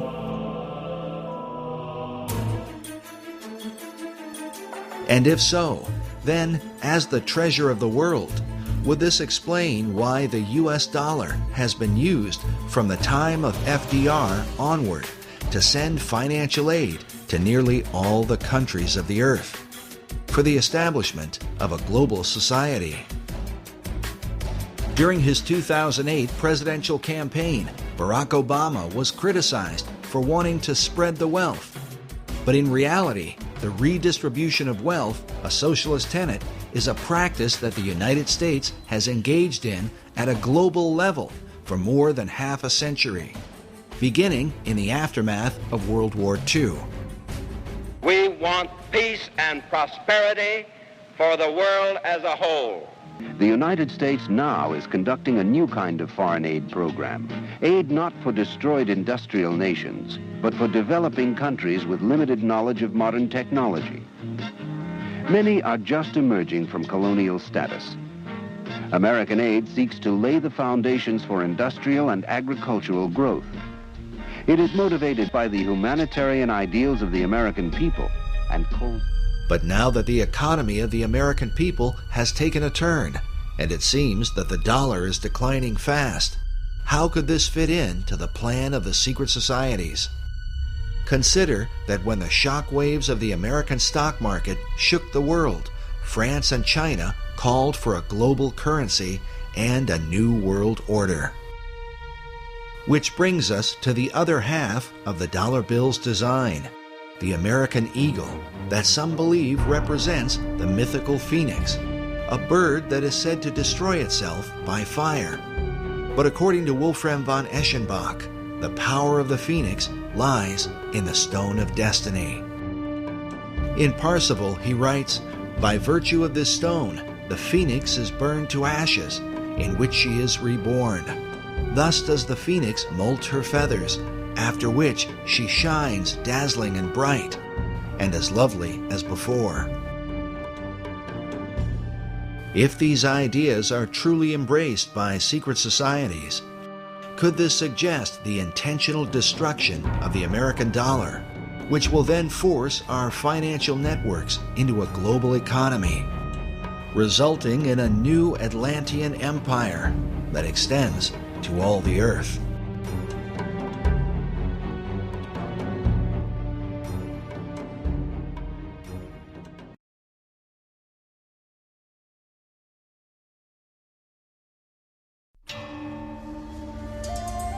As Buff Perry mentioned earlier, the stone is also called the Chintamani stone. As a symbol, the stone unites the occult traditions of both Eastern and Western mysticism. One thing is certain: those who practice the occult believe this artifact is the key to achieving the great work of all secret societies. Mark Amaru Pinkham is the co-director of a group called the International Order of Gnostic Templars. In his article titled "Nicholas Rorik and the Chintamani Stone, a Holy Grail from Sirius," he writes that data regarding the Chintamani Stone maintains that it was brought to Earth by Syrian missionaries to eventually help precipitate a one-world civilization. He says there is some indication that one part of the stone has been the sacred stone of the Kaaba, which has united millions of Muslims around the globe. Pinkham goes on to write that it is known that a portion of the Chintamani stone was given to the League of Nations, whose stated goals were the creation of a one-world civilization. The association of the stone as a symbol of unity is an important part of how it is said to have come to America. It has to do with the secret history of America and why that stone arrived here, who brought it. Oddly enough, this mysterious artifact may provide the missing link to understanding how America has gone from being a Christian nation to a country beset with pagan statues, pagan monuments, and occult icons. For years, Buff Perry was financed by a leading member of the Philosophical Research Society to hunt down this stone of destiny. I learned about this stone going into Rorik's hands through the director of the Rosicrucian Order, the curator of the Rosicrucian Museum in San Jose, California. The whole concept of the stone as the Holy Grail represents the so-called perfecting of mankind. This is the theme of Rosicrucianism and Freemasonry. As Manly Hall writes, to the mystic, the stone is divine power, an ancient symbol of the perfected and regenerated man, whose divine nature shines forth. After years of research, Buff Perry now believes the stone was brought to America by secret societies from Scotland in the years preceding the American Revolution. For them, the stone was to empower the foundation of a new republic. Why is it called the foundation stone for America? The foundation stone for America because it was brought here by the Jacobites who had been arrested at Preston in 1715 in their attempt to overthrow the kings. The kings in question are the line of English kings who succeeded King James II, who was deposed from his throne in 1688 and succeeded by William of Orange. But the supporters of James rebelled against the deposing of their favored monarch. They were called Jacobites, a name derived from Jacobus, the Latin version of James. In short, the Jacobites were mostly Scottish Highlanders who were determined to restore James and the House of Stuart to the English throne. But the reason King James II was deposed presents a powerful clue as to why America has been steadily transformed into a cornucopia of pagan and occult philosophies. King James had proclaimed that Jews and Presbyterians and Quakers and Catholics and even Ottomans should be embraced by the Church of England. That's why he was deposed. So the subsequent formation of this Jacobite revolutionary social order was in reaction to his deposition and in support of his embrace of Jews, Presbyterians, Quakers, Catholics, and Ottoman Muslims. Since the Protestant English rejected James' ecumenical ideas and also feared that the hand of Rome was somehow involved, the Scottish Jacobites engaged in a series of rebellions against the new line of English kings. But their rebellions were ultimately crushed, and as a result, many of the Jacobite fugitives fled across the waters of the Atlantic to America. In 1715, there was a rebellion in a place called Preston, northern England. Many of the Jacobites were arrested and deported or exiled to America. Standish family, Anson family, notable families in American history, pre-revolutionary history. Families that then went on to become part of the War of Independence, the American Revolution. Notable Masons and Freemasons. These notable Freemasons were the survivors of the Jacobite resistance in Scotland, a land with a long history of secret societies, whose influence is both mysterious and extensive. Consider that centuries earlier, the Knights Templar fled persecution and are said to have hidden themselves within the Masonic lodges of Scotland. In the 19th century, Albert Pike would develop the ancient and accepted Scottish Rite of Freemasonry, which would become the most powerful arm of Masonry in America. Meanwhile, President Woodrow Wilson once said that every line of strength in American history is a line colored with Scottish blood.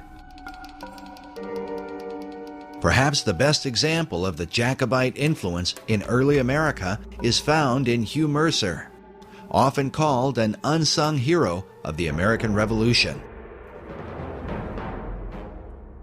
Mercer was a Jacobite doctor who supported the cause against England until their final defeat at the Battle of Culloden in 1746.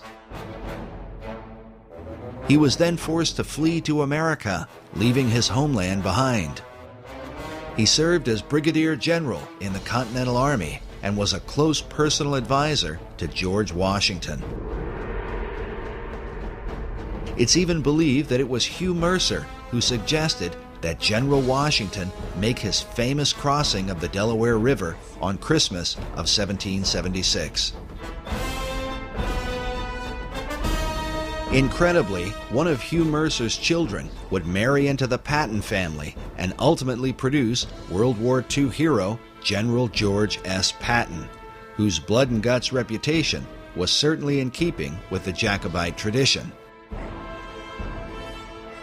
But in the years prior to the American Revolution, Hugh Mercer became a member of the Masonic Lodge in Fredericksburg, Virginia, the early members of which are said to be a who's who of Revolutionary War heroes.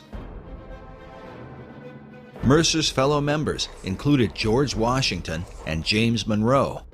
At least 8 Masons from this lodge served as generals during the American Revolution, while 2 of them would go on to become American presidents. The Fredericksburg Lodge still exists today, and on its website states that it was chartered by the Grand Lodge of Scotland, July 21st, 1758. A history of the lodge says the following. The lodge was formed by men who had been made Masons earlier and elsewhere, Scotland most likely. There was in Fredericksburg in the 1750s a notable Scottish mercantile presence. Many of those early lodge members bore Scottish surnames, and it was to Scotland, not England, that the lodge later turned for a proper charter. Is it possible that the influence of the Scottish Jacobite rebels worked as an undercurrent that helped to inspire the American Revolution? These families, they come under the general umbrella term Jacobite, were the real core population that led to ultimately to the War of Independence. Consider that the 3 Jacobite uprisings are referred to as rebellions.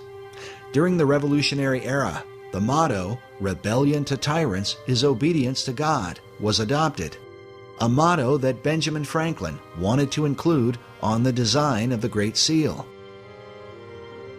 But rebellion against authority was not exactly the tradition of the Puritan Pilgrims who began the country.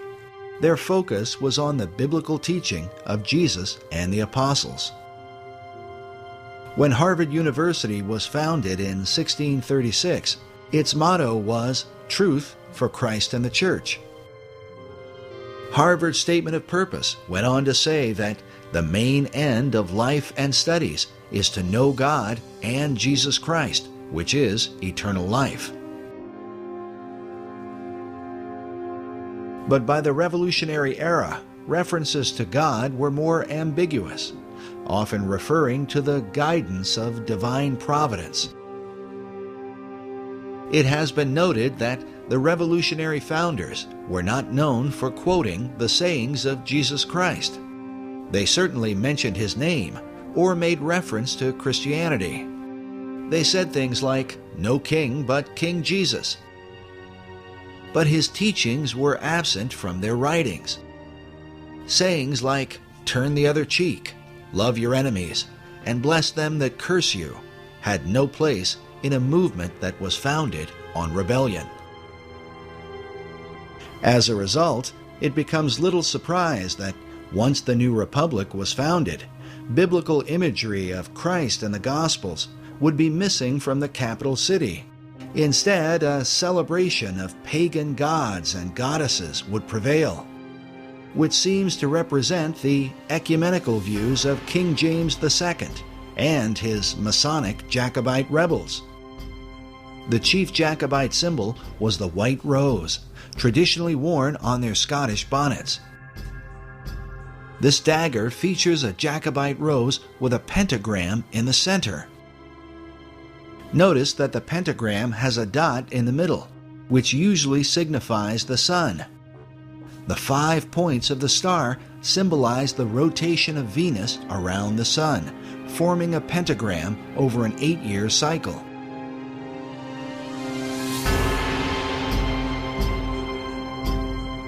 This symbol was well known to the secret societies of Europe and is found carved throughout Washington, D.C.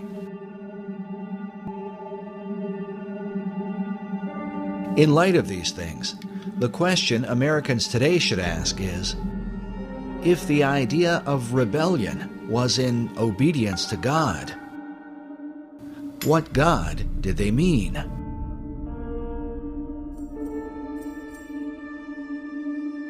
Which brings us back to the Stone of Destiny, a mysterious artifact whose original owner has for centuries been acknowledged as the greatest rebel of all time.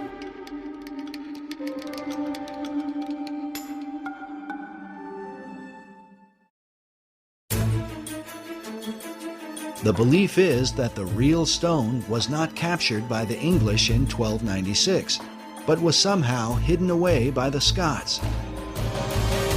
Buff Perry believes that centuries later, the Jacobites brought the stone with them to America. To bring it over here was to, first of all, find refuge or sanctuary for it, but also to indicate this is where the Jacobite revolution might really be successful. 1715, the first rebellion, 1745, the second, and then we have the 1770s with the Declaration of Independence. We have the Boston Tea Party, then we have the sort of prolonged war of independence, all brought about by these same people. So foundation stone, meaning this stone now is going to be placed here where the order will have its ultimate political fruition and success. Well, this is Helena Rorik, a painting of her, I believe by Nicholas, and she's bearing the white rose, which came to mean what you swear an oath of secrecy in relation to. And the Jacobites would swear sub rosa with a single white rose. Her left hand, hand and elbow, are right alongside of the casket. The symbology is extremely interesting. Just the bearing of the white rose alone is, to me, highly suggestive of what she felt to be a secret mission that was associated with this stone that they received.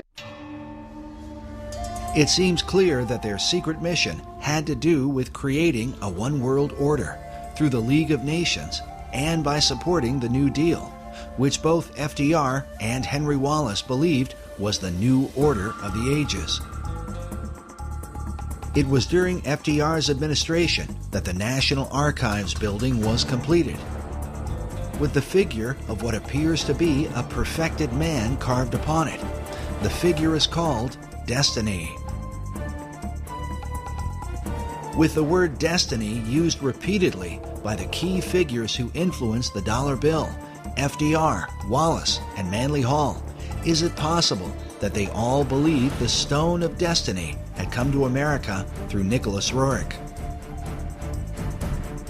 But exactly what destiny they had in mind for America and the world must give us pause when we consider the full history of the stone. According to an ancient legend, the stone that fell from heaven is a jewel that was cut from the crown of Lucifer himself.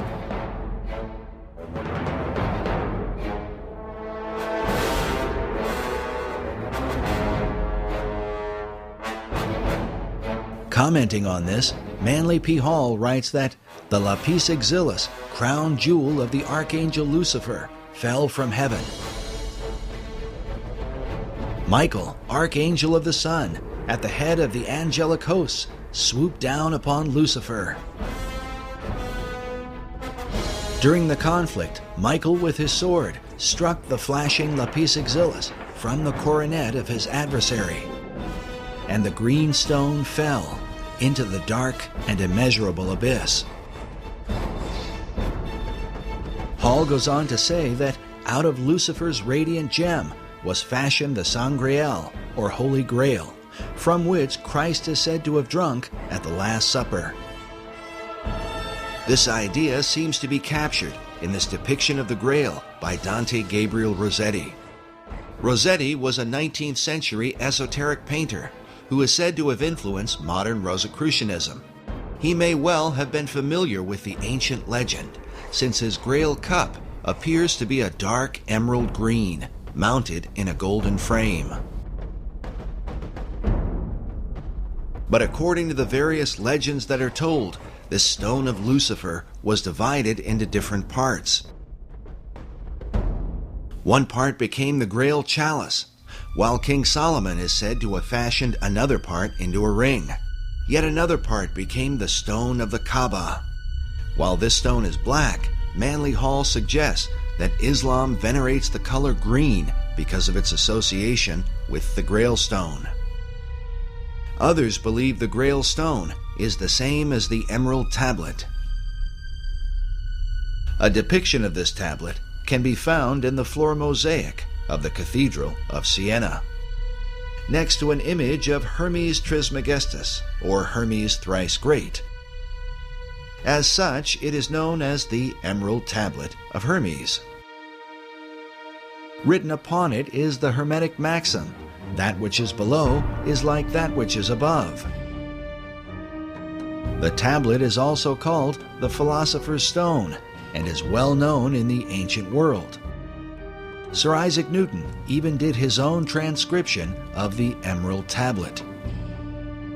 In the modern world, Carl Jung is said to have had dreams of the Emerald Tablet.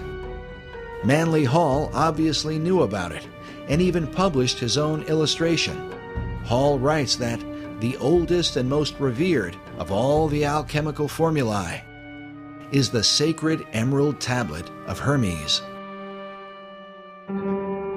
In her book on the Merovingian mythos, occult author Tracy Twyman writes that the story of the Emerald Tablet of Hermes appears to be yet another incarnation of the Grail as stone. She goes on to say, the legend connected to these items and the stone they came from relate that the stone bounced off Cain's head as it fell to earth, leaving a scar on his forehead in the shape of a red serpent, the mark of Cain. This is what the Grail as stone represents.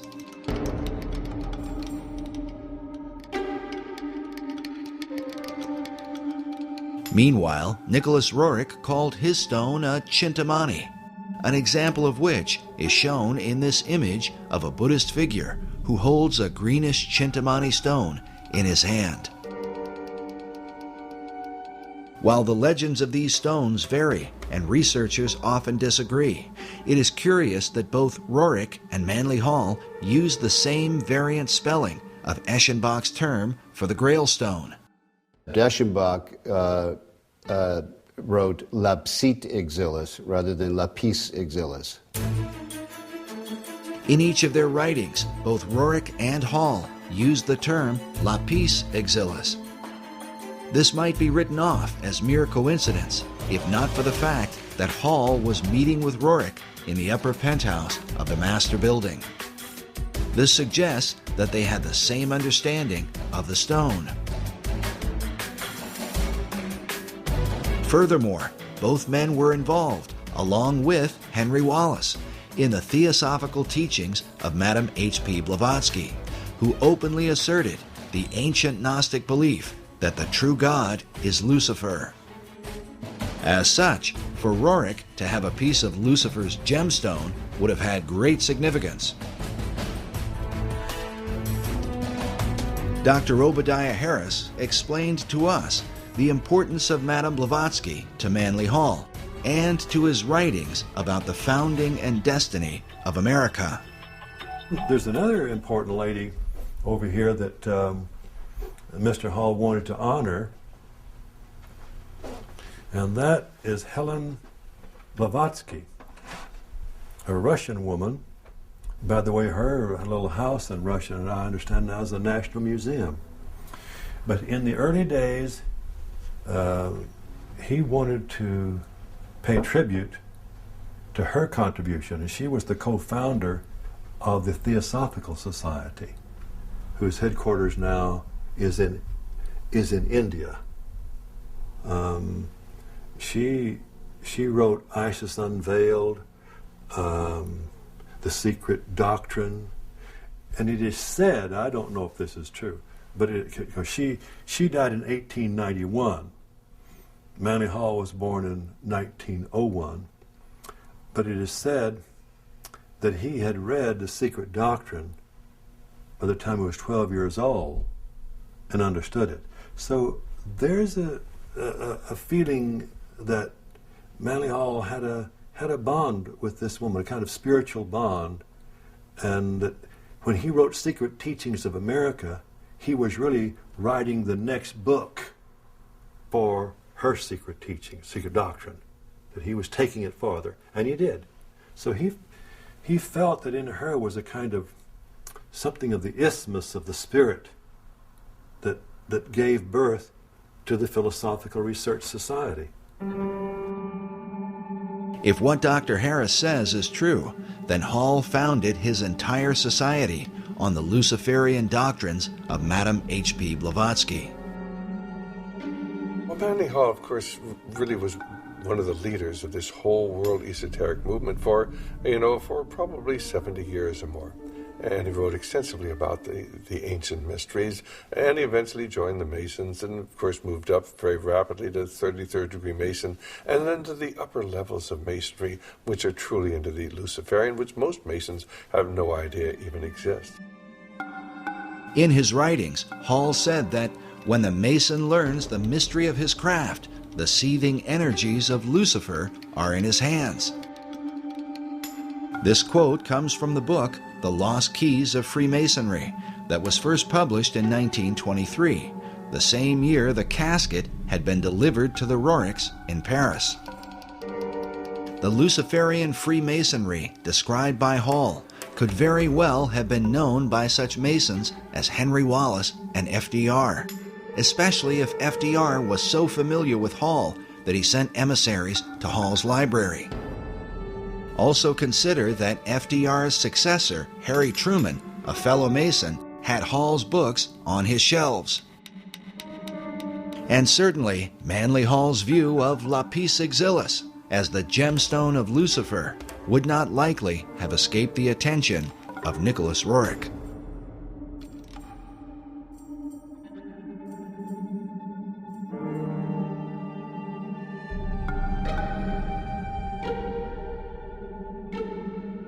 Despite Rorik's international mystique and influence in the Oval Office, he eventually suffered a sudden and sharp decline. While searching for seeds and grasses for the Department of Agriculture, he was also heavily involved with the politics of Central Asia. Buff Perry believes that prior to his fall, Rorik was working to amalgamate the countries of Asia into a united Buddhist theocracy that would ultimately be joined to a one-world government. In Nicholas Rorik's efforts to bring about an amalgamated, if you will, theocratic Buddhist nation that would have consisted of Manchuria, Mongolia, Tibet, part of China, perhaps part of India, perhaps some of Siberia, he was working with the Tashi Lama, who was suspected by China, particularly, and to this day very much suspected by China, as being subversive to the stability of the region. And as a result of this, Rorik became associated with accusations of espionage. Perry's further suspicion is that, at least for a time, Rorik's political efforts were on behalf of FDR's New Deal administration. We recorded the following conversation with Perry in December of 2008. So we've got the what nobody's talking about right now in American media, the North American Union, right, through the Free Trade Agreement, the European Union, which is known about, but we never hear about it on the news. Right. And now there's this Asian Union. It seems like Rorik was being used by the American government to lay the foundation for or to bring about an Asian Union. You've got it. That I accept wholeheartedly. And I think it when you read it, the details, factual details, it's inescapable that America saw in Rorik the capability of creating this great Asian Union, and he was supported by American intelligence. Rorik was supported when he was trying to bring together that great new nation. Who was he reporting to? He was reporting to the American consulates in China. The official story seems to be that once Rorik was accused of being a spy, he fell out of favor with his two greatest supporters, Henry Wallace and Louis Horch. But what about Rorik's so-called Stone of Destiny, this holy grail that he claimed was in his possession, supposedly buried inside the cornerstone of the Master Building? Whether the stone or some part of it is there or not, Buff Perry has come to the conclusion that Rorik's artifact was a cunningly devised fable. Just for our audience, you don't buy into the idea of the mystical, magical nature of this stone. Absolutely not. And you think it was a showpiece fabricated by the Roriks, really to beguile guys like Henry Wallace, it seems like. Yes. I do. I do. When we first interviewed Buff several years ago, he seemed to have the impression that the Stone of Destiny was the same stone that Rorik had in his possession. Today, he believes they are not at all the same thing, and that perhaps this is what caused Wallace to become disillusioned with his guru. I think Wallace felt perhaps deceived when he's anticipating the arrival of what he called the Stone of Destiny in correspondence, and then ends up with, nothing in effect. Nevertheless, Perry still believes that Jacob's Pillow Stone, which is said to be the real Stone of Destiny, was brought to America by the Jacobites and may have been recovered by the French-Canadian explorer La Vérendrye in the 1700s. The La Vérendrye stone is, clearly has some association with the Stone of Destiny. But the whereabouts of the stone today are still unknown. As a Jewish researcher, the real stone holds special significance for Buff Perry. According to the Jewish belief, the Pillow Stone of Jacob is one of the original artifacts that was kept in King Solomon's temple in Jerusalem. The stone, variously called the Stone of Destiny, Foundation Stone, Pillow Stone of Jacob, and other titles, is expected and is necessary to be in Jerusalem for the final construction of the final temple. The Jews believe that temple, and not all Jews, but most of the Jews today, active in rabbinical orders that are preparing to, conduct all the rituals in the final temple as we speak, believe that all articles that were in Solomon's temple have to be returned if they're known to exist. If they're not known to exist, then it's a different matter. But all those that are known to exist must be returned and would then go into use again in the final temple. Buff believes that Nicholas and Helena Rorik aligned their Chintamani stone with the Stone of Destiny in order to sensationalize their own cause. But others continue to believe that Rorik's stone was from the stars and had real power. The Roriks themselves were known for tapping into the supernatural realm. The Roriks were particularly eccentric. Helena Rorik spent much of her lifetime channeling a spirit that called itself Master Mariah, the same spirit that inspired Madame Blavatsky to declare that Lucifer was God. We told you earlier about the letter from Zena Fosdick that describes the contents of the Rajput casket placed inside the cornerstone of the Master Building. But we neglected to mention a few of the items that Buff Perry talked about. But there are all kinds of other ingredients. There are different fabrics and coins and what's the thing? Talk about the coins again. Well, these are in some cases coins that materialized out of what would be considered occultation, out of the other world, in different meetings and sessions that were held by the Roriks. And I'm not saying this off the cuff or because I heard it from someone else. These are recorded memoirs of Helena and Nicholas Rorik.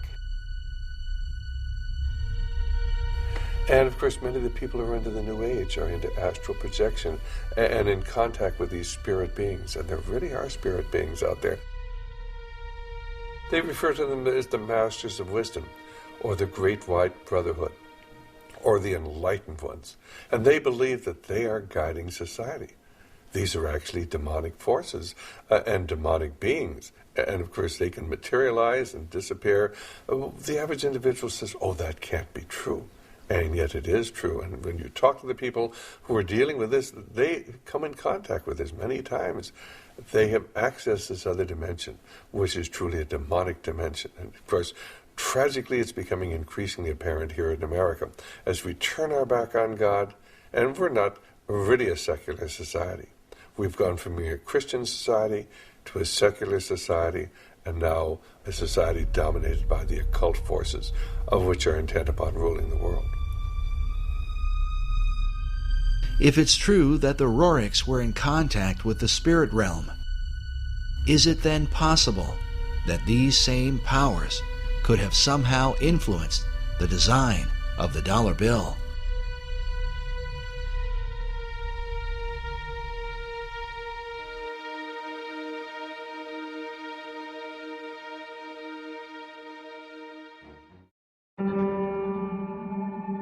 While the history surrounding FDR's administration is disturbing, there is said to be a darker level, and one that is openly satanic, in the design of the dollar bill. These allegations begin with a group founded in Bavaria in 1776, known as the Illuminati. The order was founded by a man named Adam Weishaupt, with the alleged purpose of perfecting society. The symbolism of the dollar bill, Adam Weishaupt, do you really think it has anything to do with the Illuminati, in your opinion? Is the Illuminati to be defined as Freemasons and Rosicrucians and other secret society members? If that's the case, then yes, I believe the symbol on the dollar bill, the truncated pyramid, is directly related to the Illuminati because Rorik was the Illuminati. In the 18th century, the original order was thought to have a bloodthirsty agenda, and it was believed that they secretly worshiped Lucifer. George Washington warned about the Illuminati in his letters, while Thomas Jefferson and Benjamin Franklin were thought to be members of its inner circle. Which brings us to our next speaker. He claims to have been raised in a modern Illuminati family that dates back to the 1700s. He says that, as a child, he was made to practice black magic and witchcraft. His name is Doc Marquis. My family goes back into the Illuminati all the way back to 1789. Of course, we have no way of either confirming or denying Doc's claims, but it is worth noting that he has acted as an expert on the occult for law enforcement and the FBI. According to his publisher, in the past he has appeared on and consulted for Geraldo Rivera and Oprah Winfrey, and for shows like Hard Copy, Inside Edition, and Unsolved Mysteries. Doc has been a Christian since 1979, but he says that part of his upbringing in a family that worshiped Lucifer was to be taught about the secret Illuminati symbols of the dollar bill. and that understanding them begins with the Rothschild dynasty. Mayer Amschel Rothschild had made a very interesting and profound statement. He said, "Allow me to control and issue the money of a nation, and I care not who writes its laws." And he was right. Mayer Amschel Rothschild is called the founding father of international finance. In 2005, Forbes magazine ranked him 7th on their list of the 20 most influential businessmen of all time. All this happened back in 1776, and this was during May 1st and shortly thereafter. The significance behind that is that on May 1st, 1776, Dr. Adam Weishaupt, who was a devout Jesuit priest, who was given the chair of the professorship of religious studies at Ingolstadt University, was approached by Mayer Amschel Bauer, who would later change his last name to Rothschild, along with 12 of his most financially influential friends. They knew Weishaupt at that particular time was not only a genius when it came to the occult world, but Weishaupt also had an axe to grind, because it was the Catholic Church that just recently defrocked him. He was no longer a Jesuit priest, and he was going to send a message to them, to the monarchies of Europe, and to all other people who would try to have their will over his. What Rothschild and Weishaupt came up with was a plan to destroy the old world system of government through monarchies and the church, and to set up a new world order in its place. This is said to be the great plan of all the secret societies. So what happened? Mayer Amschel Bauer approached Weishaupt and basically told him, "We know you've got the occult knowledge and genius to put it all together. We've got the money. You do it, we'll back it." Just to paraphrase what really happened. So in 1773, Weishaupt started creating what had never been created before. The idea of Illuminism had always been around, ever since the days of Babylon, with the co-founders of being that Nimrod and Semiramis. But no one had ever been able to actualize it. However, May 1st, 1776, the Order of the Illuminati had become a reality under the auspices of Dr. Adam Weishaupt. Now, like other nations, orders, countries and such, they have their two great seals. The Order of the Illuminati does. Those two seals can be found on the back of a $1 bill. People mistake those to be the two great seals of the United States of America. They are not. Those are the two seals of the Order of the Illuminati. And I'm going to explain it to you. In order to understand the seal itself, we have to first take a look at every single thing that composites it. We look at the first part of it on our left, which would be the truncated pyramid one. Above it is a 13-letter Latin expression that says Annuit Corruptus, and directly underneath the base of the pyramid is a 3-word Latin expression, which is Novus Ordo Seclorum.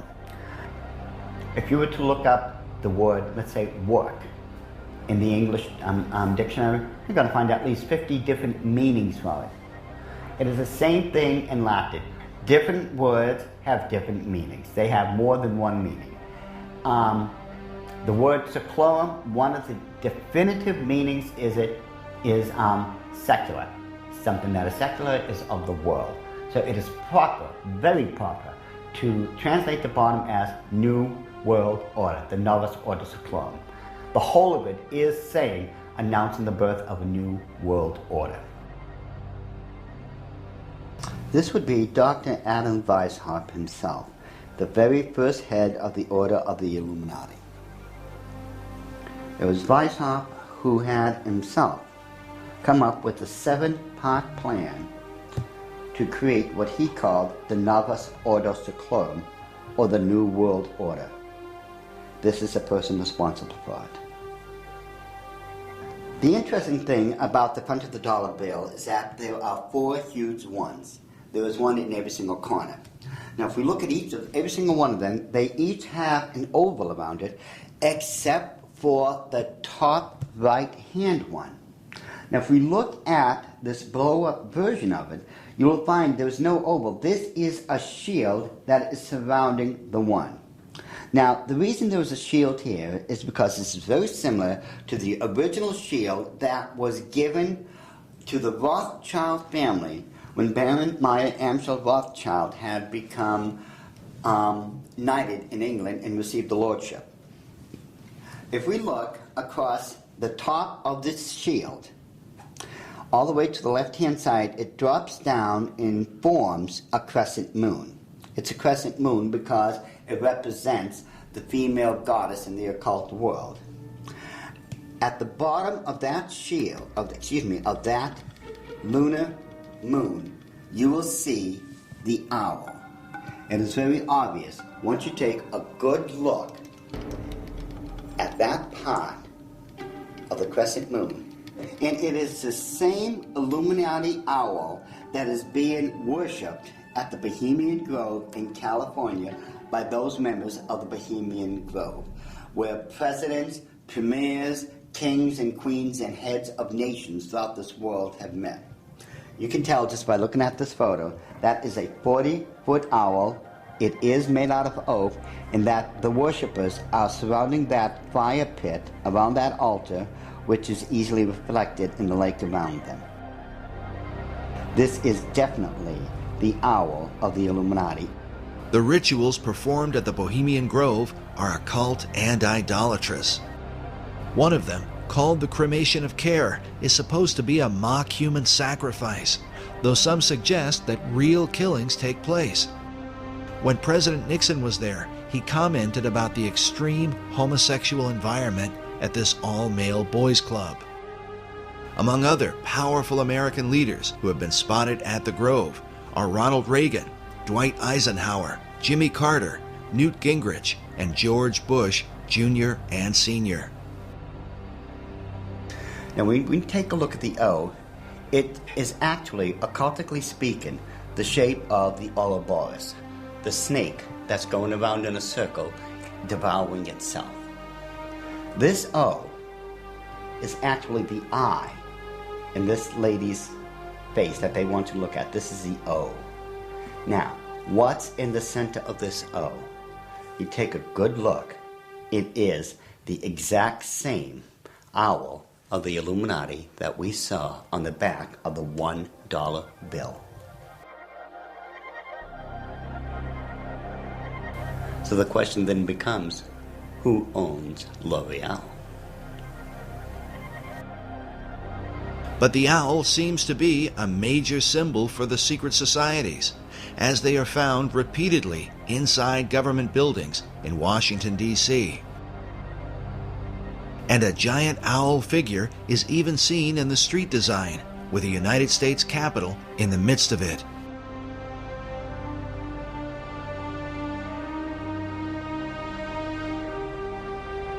Now the Druids from the Gaelic means, Druid means men of oak.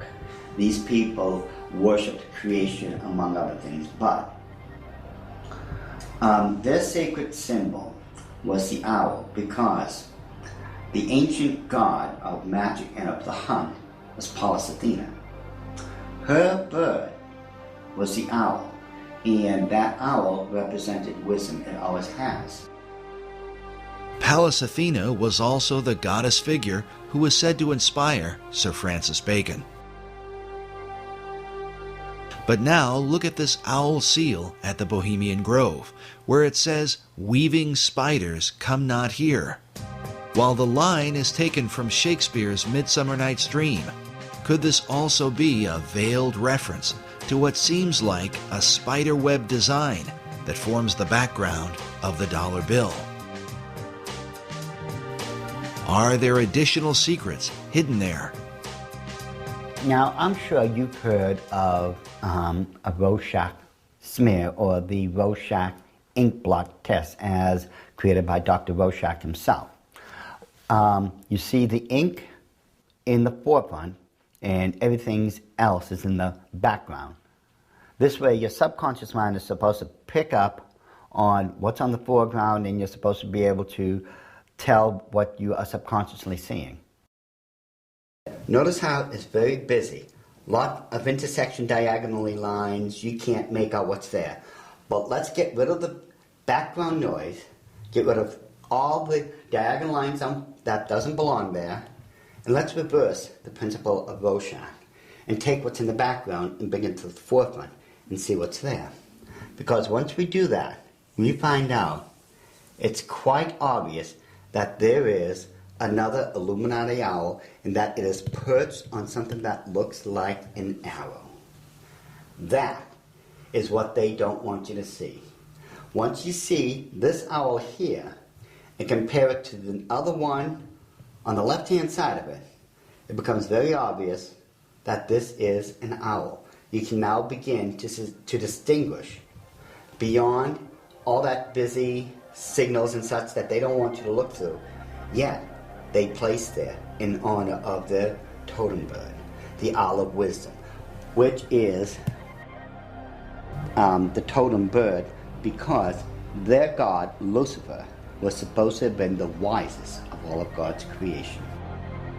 Wisdom of Lucifer, wisdom into the bird, wisdom into the word Illuminati. Therefore, the chain of wisdom is followed all the way through. All right, now, did they teach you this in the Illuminati? Yes.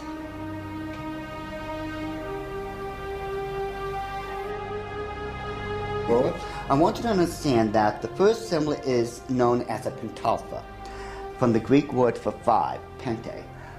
It is a five-pointed star. Now, this next one is a pentacle. Now, it looks similar, but I want you to notice how it is interwoven. It runs through and in between itself. Now this next symbol is what's known as the Star of David, the Mogan David, the Jewish Star, the Seal of Solomon. There's numbers for it. This is the symbol for the nation of Israel. Now, when you take a look at it very carefully, you will notice that it is two equilateral triangles that are interwoven. This shows the union of God with man. However, when you look at the next one, it's similar to it. It's known as a hexagon. This is when you take two equilateral triangles, place one on top of another. Symbolically speaking, you're placing man above God. Now, this next symbol is the foulest, the most evil of all symbols in the occult world. There is nothing that can even come close. It is known as the hexagram. It is the six-pointed star with a circle surrounding it. It is this symbol that must be used during high ceremonial magic or high ceremonial witchcraft when you are summoning up demons to this plane of existence. The use of the hexagram is said by Doc to be very symbolic and seems to represent the occult concept of a Christ figure, just as the Maitreya was for Nicholas Rorik and Henry Wallace. But what Christ do they mean? Doc believes the pattern of hexagrams in the design of the dollar bill provides the clue. If we take a look at the 13 stars directly above the head of the eagle and connect the dots, you will see where the very first hexagram is located. And if you notice that surrounding the hexagram is the 28 guidelines that make a circle. Now, inside every single point, the 6 points, is a star. There are 6 of them. They surround now the 7 stars. Remember, 6 is the number of man, 7 is the number of God. Now, it is man that is surrounding God or is placed above God. If what Doc is saying is true, this could represent the person the Bible calls the man of sin, who opposes and exalts himself above all that is called God or that is worshipped. Doc's interpretation seems to also fit the worship of Lucifer, for in the Bible, Lucifer declares that he will exalt his throne above the stars of God. Next, Doc claims a second hexagram can be found by connecting the various points where the much talked about number 13 is represented. And don't try to tell me it's the 13 colonies. There are 13 stars above the eagle's head, 13 stripes in the shield, 13 leaves on the olive branch, 13 arrows in the eagle's talon, and then 13 letters in the phrase E pluribus unum, which makes for 2 points on either side of the eagle's head, for the 6 points total of the hexagram. If we take a close look at the same seal and connect all the 13 together, just like we did when we were kids, when we were playing that game, connect the dots, once we connect all the 13s, it becomes very apparent where the second hexagram can be found. In this one, which is very obvious, already comes with a circle around it.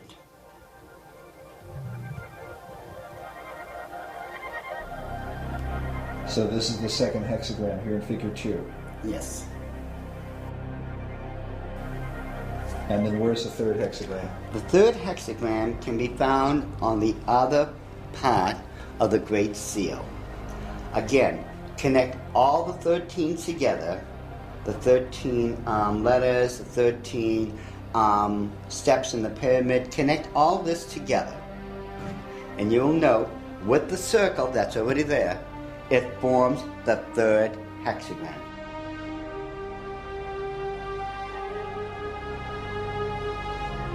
In other words, a 6, a 6, and a 6.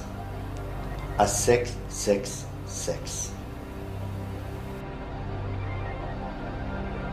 Doc has deciphered a code that, if there, would glorify Lucifer's Messiah, whom the Bible calls the Beast or Antichrist.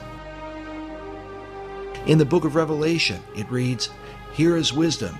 Let him that hath understanding count the number of the beast, for it is the number of a man, and his number is 666." Could there really be 3 6-pointed hexagrams on the dollar bill? Once we start at the base of the pyramid, which is the foundation of all things, and follow the design of the hexagram itself, you're going to find out something very startling. We go from the M and follow the symbol all the way up to the A. The A cuts directly underneath the eye of Lucifer all the way to the S. The S connects all the way down. It goes in between the V and the I and connects all the way to the O.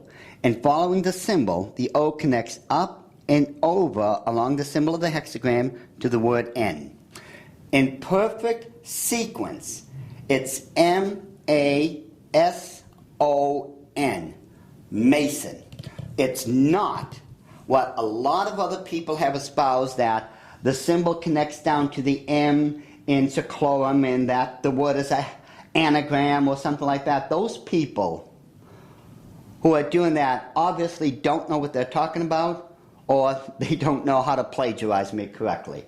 Because the order of the Illuminati have stated, and always will state, this is perfectly spelled out to be M-A-S-O-N, Mason. This points conclusively that the Masons have been involved in the order of the Illuminati. This was back during the Council of Wilhelmsbad, which would have been July 16, 1782.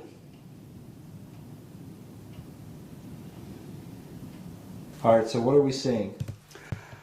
Now, if we look at the bottom one of the reverse side of the dollar bill, you'll see on the right-hand side that, again, there's a lot of busy intersecting diagonal lines. Yet, if we apply the same principle we just used to reveal the hidden hours of the Illuminati and apply it, we will find that there is now a skulled skull-faced winged demon. And it is very obvious, once you take away the background, the busy noise, it becomes very apparent what it is and that it's been there all along. And if we just simply go and enlarge that section, just start with a small one, and just keep enlarging it, and enlarge it even more, even with the background noise there, as I call it, I think it becomes very apparent what we are now looking at. That it is still a skull-faced winged demon. And it is these demons that are protecting and blessing the two great seals of the Order of the Illuminati. And it would make perfect sense that it had to be demons used to protect these seals, since I am convinced it was those same demons that handed them over to Thomas Jefferson when they first created them. I am convinced, beyond all doubt, that that indeed was a demon sent up from the bowels of hell, probably under the direct orders of Lucifer himself.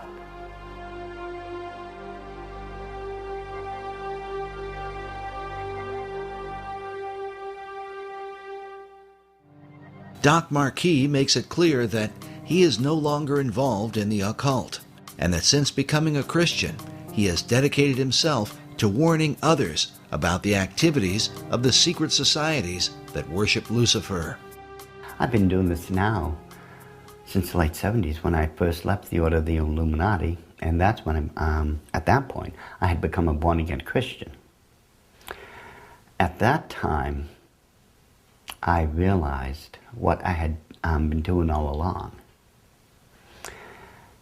Maybe in my own way of trying to make up for what I had done, and I've done a lot of heinous things in this life, I begin to wonder if I'm not trying to make up or atone for some of those things I had done. And I know in my heart of hearts that as a born-again child of the King, my sins have already been bought and paid for. But still, there's just that part of me that still feels so guilty about everything I've done. So it could be in my own way, and I'm somewhat convinced that in my own way, I'm still trying to make up for all those crimes I was guilty of when I was in the Illuminati. Doc makes it clear that he believes demonic forces were behind the design of the dollar bill and are working through secret societies. One of them is the Order of the Eastern Star, the female chapter of Freemasonry, whose icon is an inverted pentagram, a symbol associated with the satanic goat of Mendes. Ed Decker told us a story about a woman he once counseled who was involved in this society. I got a call one day after I had published a book on it, and a little book called The Question of Freemasonry. And in that book, I had, on one page, is the actual goat of Mendes. The goat of Mendes is a very significant symbol, since it was designed by 19th century French magician Eliphas Levi, without question the most influential occultist of the last 200 years. In his books, Levi glorified Lucifer and Satan, and his writings were quoted extensively by every major occult leader, including Albert Pike, Madame H.P. Blavatsky, and Manly P. Hall. Now listen carefully to Ed Decker's story. I got a call from someplace back in Pennsylvania, New Jersey, and this is years ago. And a lady called me up and she said, "I want to talk to you." She said, "I received a copy of your book. I am the head of the Eastern Star for my state." And she said, "Every time I go to another area of the state to do the induction of the leadership of the local chapters of the Eastern Star, I have these bad dreams, and it's like this demon comes in and attacks me in my bedroom, and it's this evil, evil thing. And it was beginning to bother me, and someone mentioned to me that, the Masons and the stuff that they do isn't really godly. You might want to study it a little bit. She said, so she told me that she went to a Christian bookstore and asked them if they had anything on the Eastern Star or Freemasonry. And the lady said, you know, in the mail, I had just gotten this booklet. It's called The Question of Freemasonry by this guy, Ed Decker. And she said, I opened the book, I opened it up to the page, it just opened to the page that you have the Goat of Mindy's on there. And I looked at that, and that's the demon that's been coming into my room and attacking me when I'm going around the state and doing the inductions of the ladies of the Eastern Star. She said, I ran down 3 blocks to my husband's office, left my car right in the parking lot of the Christian bookstore, ran down there, got my husband out of his, I think he was an insurance agent or something, and said, look at this. They left there, went home, read the book, got on their knees, confessed it as sin, renounced it, and had that thing taken off their back. And from that time on, all that heaviness left her. When it went away, it just moved off her entire spirit. It was a spirit of darkness and evil.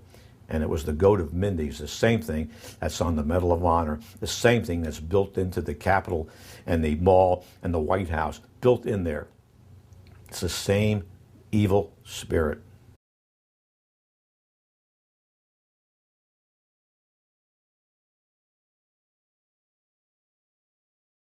This whole idea of the Messiah and its relation, and the Messiah's relationship to the stone, and who that Messiah would be, and what would happen when the stone is returned to Jerusalem, and when the temple is built, it would be a replica of the original Solomon temple, not the Ezekiel, account, which is what most Jews believe. The Ezekiel account. No Jews believe that the Solomon's temple is going to be rebuilt in that architectural style. But the Masons believe, if I understand them right, that when that stone finds its way to Jerusalem, it's one of the last items necessary, and that there are certain rabbinical orders that I've met today that are anticipating its return. Once it returns, then they proceed with a blueprint to take the Temple Mount and put up what they consider to be the final temple that Ezekiel described. But the stone it's all pivotal upon the return of this stone, because Solomon brought that stone in the traditions and legends in Judaism into his original temple, and upon it the incense was burned in the fire pan. According to Masonic author David Oveson, the word dollar comes from the German word Taler. While there are many Taler designs, one in particular is mentioned, with the image of Jesus Christ crucified on one side, while the reverse bears the image of a serpent on a cross and a reference to the book of Numbers from the Old Testament. In this account, the children of Israel had complained against God. The scripture says, "And the Lord sent fiery serpents among the people, and they bit the people, and much of the people of Israel died." When they repented, God commanded Moses to erect a bronze serpent upon a pole, saying that everyone that is bitten, when he looketh upon it, shall live. In the New Testament, Jesus made reference to the bronze serpent as a picture of his crucifixion. He said, "As Moses lifted up the serpent in the wilderness, even so must the Son of Man be lifted up, that whosoever believeth in him should not perish, but have eternal life." Some believe that the serpent cross is the original inspiration for the American dollar sign today. While the image of the bronze serpent holds a very particular meaning for Christianity, David Oveson explains that Kabbalists and alchemists find an interesting parallel in the Hebrew gematria. The Hebrew word for the serpent of Moses is Nakash, which means the shining one. The numerical gematria for Nakash is 358. This is also the numerical equivalent for the Hebrew word Mashiach, or Messiah.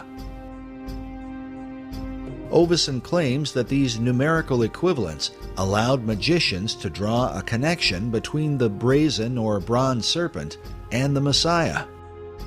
But exactly what Messiah do they mean? The phrase e pluribus unum, or out of many, one, appears in the banner held in the mouth of the American eagle. The word one appears a total of 7 times on the dollar bill. Oveson writes, in magical numerology, the number 7 is regarded with a special veneration. Certain texts that deal with the meanings of numbers insist that 7 stands for the complete temple. The temple he refers to is the ancient temple of God, built by King Solomon in the city of Jerusalem. Oveson goes on to say that the concept of a complete temple is symbolized by the unfinished pyramid of the Great Seal, where the symbol of a Messiah figure is also shown with the all-seeing eye, representing the capstone that will one day complete the pyramid. In other words, when the Messiah emerges, then will the temple be complete. But just who this Messiah will be is the subject of intense debate, and the clues to his identity are said to be related to the temple itself. The site of Solomon's original temple at the Temple Mount in Jerusalem is still considered a sacred and holy place. Buildings are sacred in religions. Religious buildings are sacred. So Solomon's temple is sacred. The Knights Templar were specifically named in reference to this ancient site. They were known as the Poor Knights of Christ and of the Temple of Solomon. The Knights Templar lived on the Temple Mount. Today, the Temple Mount has on it the Dome of the Rock and Al-Aqsa Mosque. The Knights Templar had their headquarters in Al-Aqsa Mosque when they were there. So the association between this arcane direction and tradition in Europe with the Knights Templar and the temple of the Temple Mount is direct. The sacred nature of the temple was handed down from the Templars to the Freemasons, who are said to have originated from the ancient knights. Masonic philosopher Albert Pike wrote that every Masonic lodge is a temple of religion. Another Masonic philosopher, Albert Mackey, wrote that of all the objects which constitute the Masonic science of symbolism, the most important, the most cherished by the Mason, and by far the most significant, is the Temple of Jerusalem. The spiritualizing of the temple is the first, the most prominent, and the most pervading of all the symbols of Freemasonry. Take from Freemasonry its dependence on the temple, and the system itself would at once decay and die. According to David Oveson, who is himself a Freemason, the dream of a rebuilt temple in Jerusalem is the true symbolism of the unfinished pyramid on the back of the dollar bill. But is it merely a coincidence that these symbols would end up on the foundation of America's currency? Is there a further connection with Solomon's Temple and the mysterious Knights Templar? The Templars were there on the Mount. They lived on the Mount. So they were living a dream. And the dream is the same dream Christopher Columbus had and wrote about extensively in returning to Jerusalem with the gold from the Americas to build the temple. Was this the true purpose of Columbus's voyage, to finance the rebuilding of Solomon's Temple? And was this desire handed down from the Templars to Columbus to modern Masonry? As we have shown before, the ships of Columbus sailed with a red cross on a white background, the symbol of the Knights Templar. But despite the interest of Templars and Freemasons, the original temple begins with the Jewish people. The temple was critical to Judaism. It was the heart of Judaism. The first Jewish temple, built by King Solomon, was destroyed by the Babylonians in 587 BC. The temple became a necessity for the existence of Judaism. So when it was destroyed, the longing for another temple in the Babylonian exile was, primary. The foundation for a second temple was laid by Zerubbabel when the first Jews returned from their captivity in ancient Babylon. First thing, when Jews are able to return, they build a temple. There's Zerubbabel and Ezra and Nehemiah come together. There's a temple built. It's added on to over the centuries until you end up with Herod's temple. This second temple was in existence during the time of Christ and the apostles. But it would also be destroyed, a terrible event that Jesus himself had prophesied. The scripture says that the disciples came to show Jesus the buildings of the temple, and Jesus said unto them, See ye not all of these things? Verily I say unto you, there shall not be left here one stone upon another that shall not be thrown down. And when you shall see Jerusalem compassed with armies, then know that its desolation is nigh. And so it came to pass that the second temple was destroyed with the fall of Jerusalem in 70 A.D. Yet in the aftermath of its terrible destruction would emerge the dream for a third temple, and what some believe will be the final temple of all time. This arcane connection to Freemasonry has its roots in the longing for the temple, the longing for the final temple, for the ultimate temple where Hagoyim, where non-Jews pray with Jews, as the old books, the last old books of the Old Testament predict will happen. When does that temple get built? The idea of a final temple is shared both by Jewish leaders and the Freemasons. Yet the two groups disagree on exactly what the final temple would be. There is a common history here and a common longing. They'll never end up with the same temple. Jewish wishes for the final temple really don't resemble what Masons want to have built on the Temple Mount, which is a replica of Solomon's temple.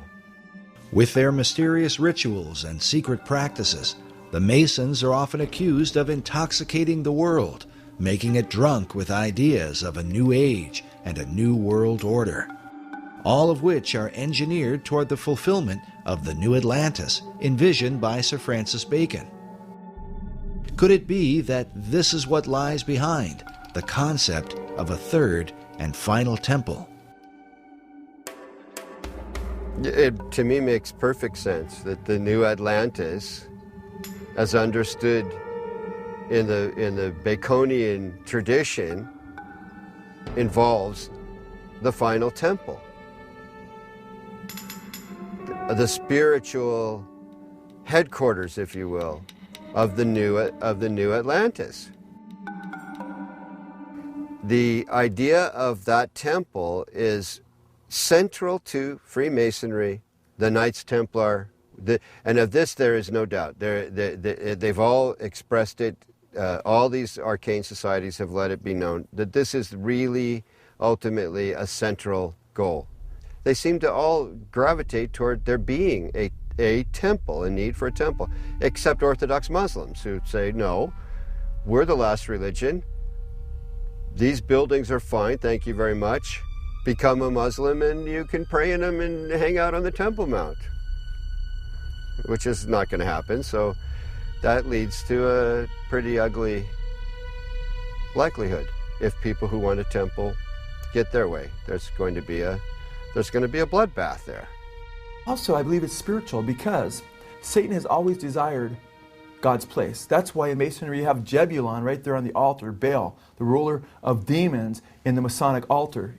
And Masons are generally, obviously, being deceived. However, right there on the Temple Mount in Israel, you have the Dome of the Rock and the Golden Dome, the Black Dome.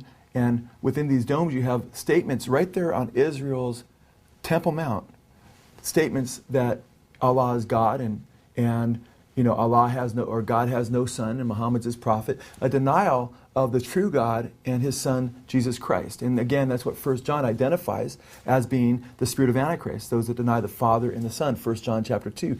And that's a harbinger of the ultimate Antichrist to come, who's going to sit in the temple of God, showing himself that he is God. So isn't it interesting? Here we have Benjamin Krim speaking of a coming Maitreya, who will rule as the coming Imam Mahdi of Islam. Of course, he can't really rule, and there can't be world peace unless the Jews, in his mind, are annihilated. And by the way, according to Muslim teachings in the Hadiths, when the Imam Mahdi comes, or when the Messiah comes, he will destroy the Jews and the people of the cross.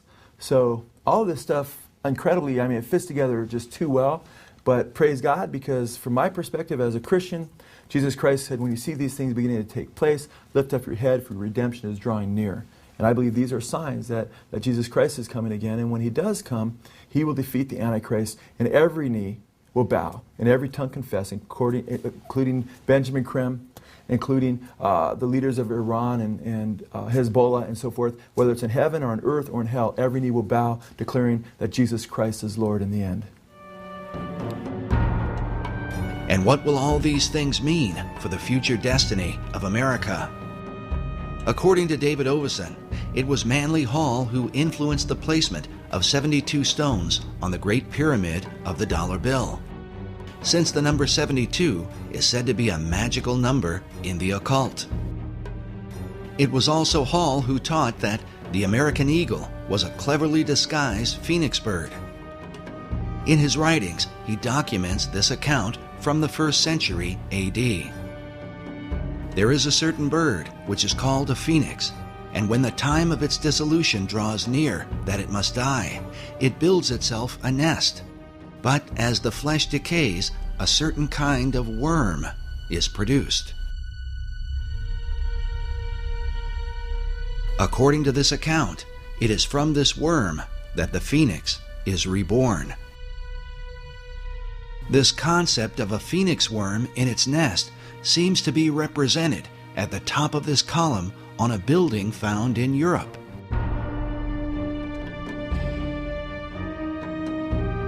But in Washington, D.C., up at the tops of the 72 columns of the National Archives building, we find nearly identical carvings, all perched beneath the throne of destiny itself. Could this somehow be a veiled reference to the secret destiny of America? Watching the strength of the American dollar decline, we consider America's founder, George Washington. Around his image on the face of the dollar is said to be an omega symbol, signifying the end. But what end? Many researchers have come to believe that the plan of these Luciferian societies is that, like the phoenix of old, the America that we know will ultimately be destroyed, and that from her ashes will be born a new world order.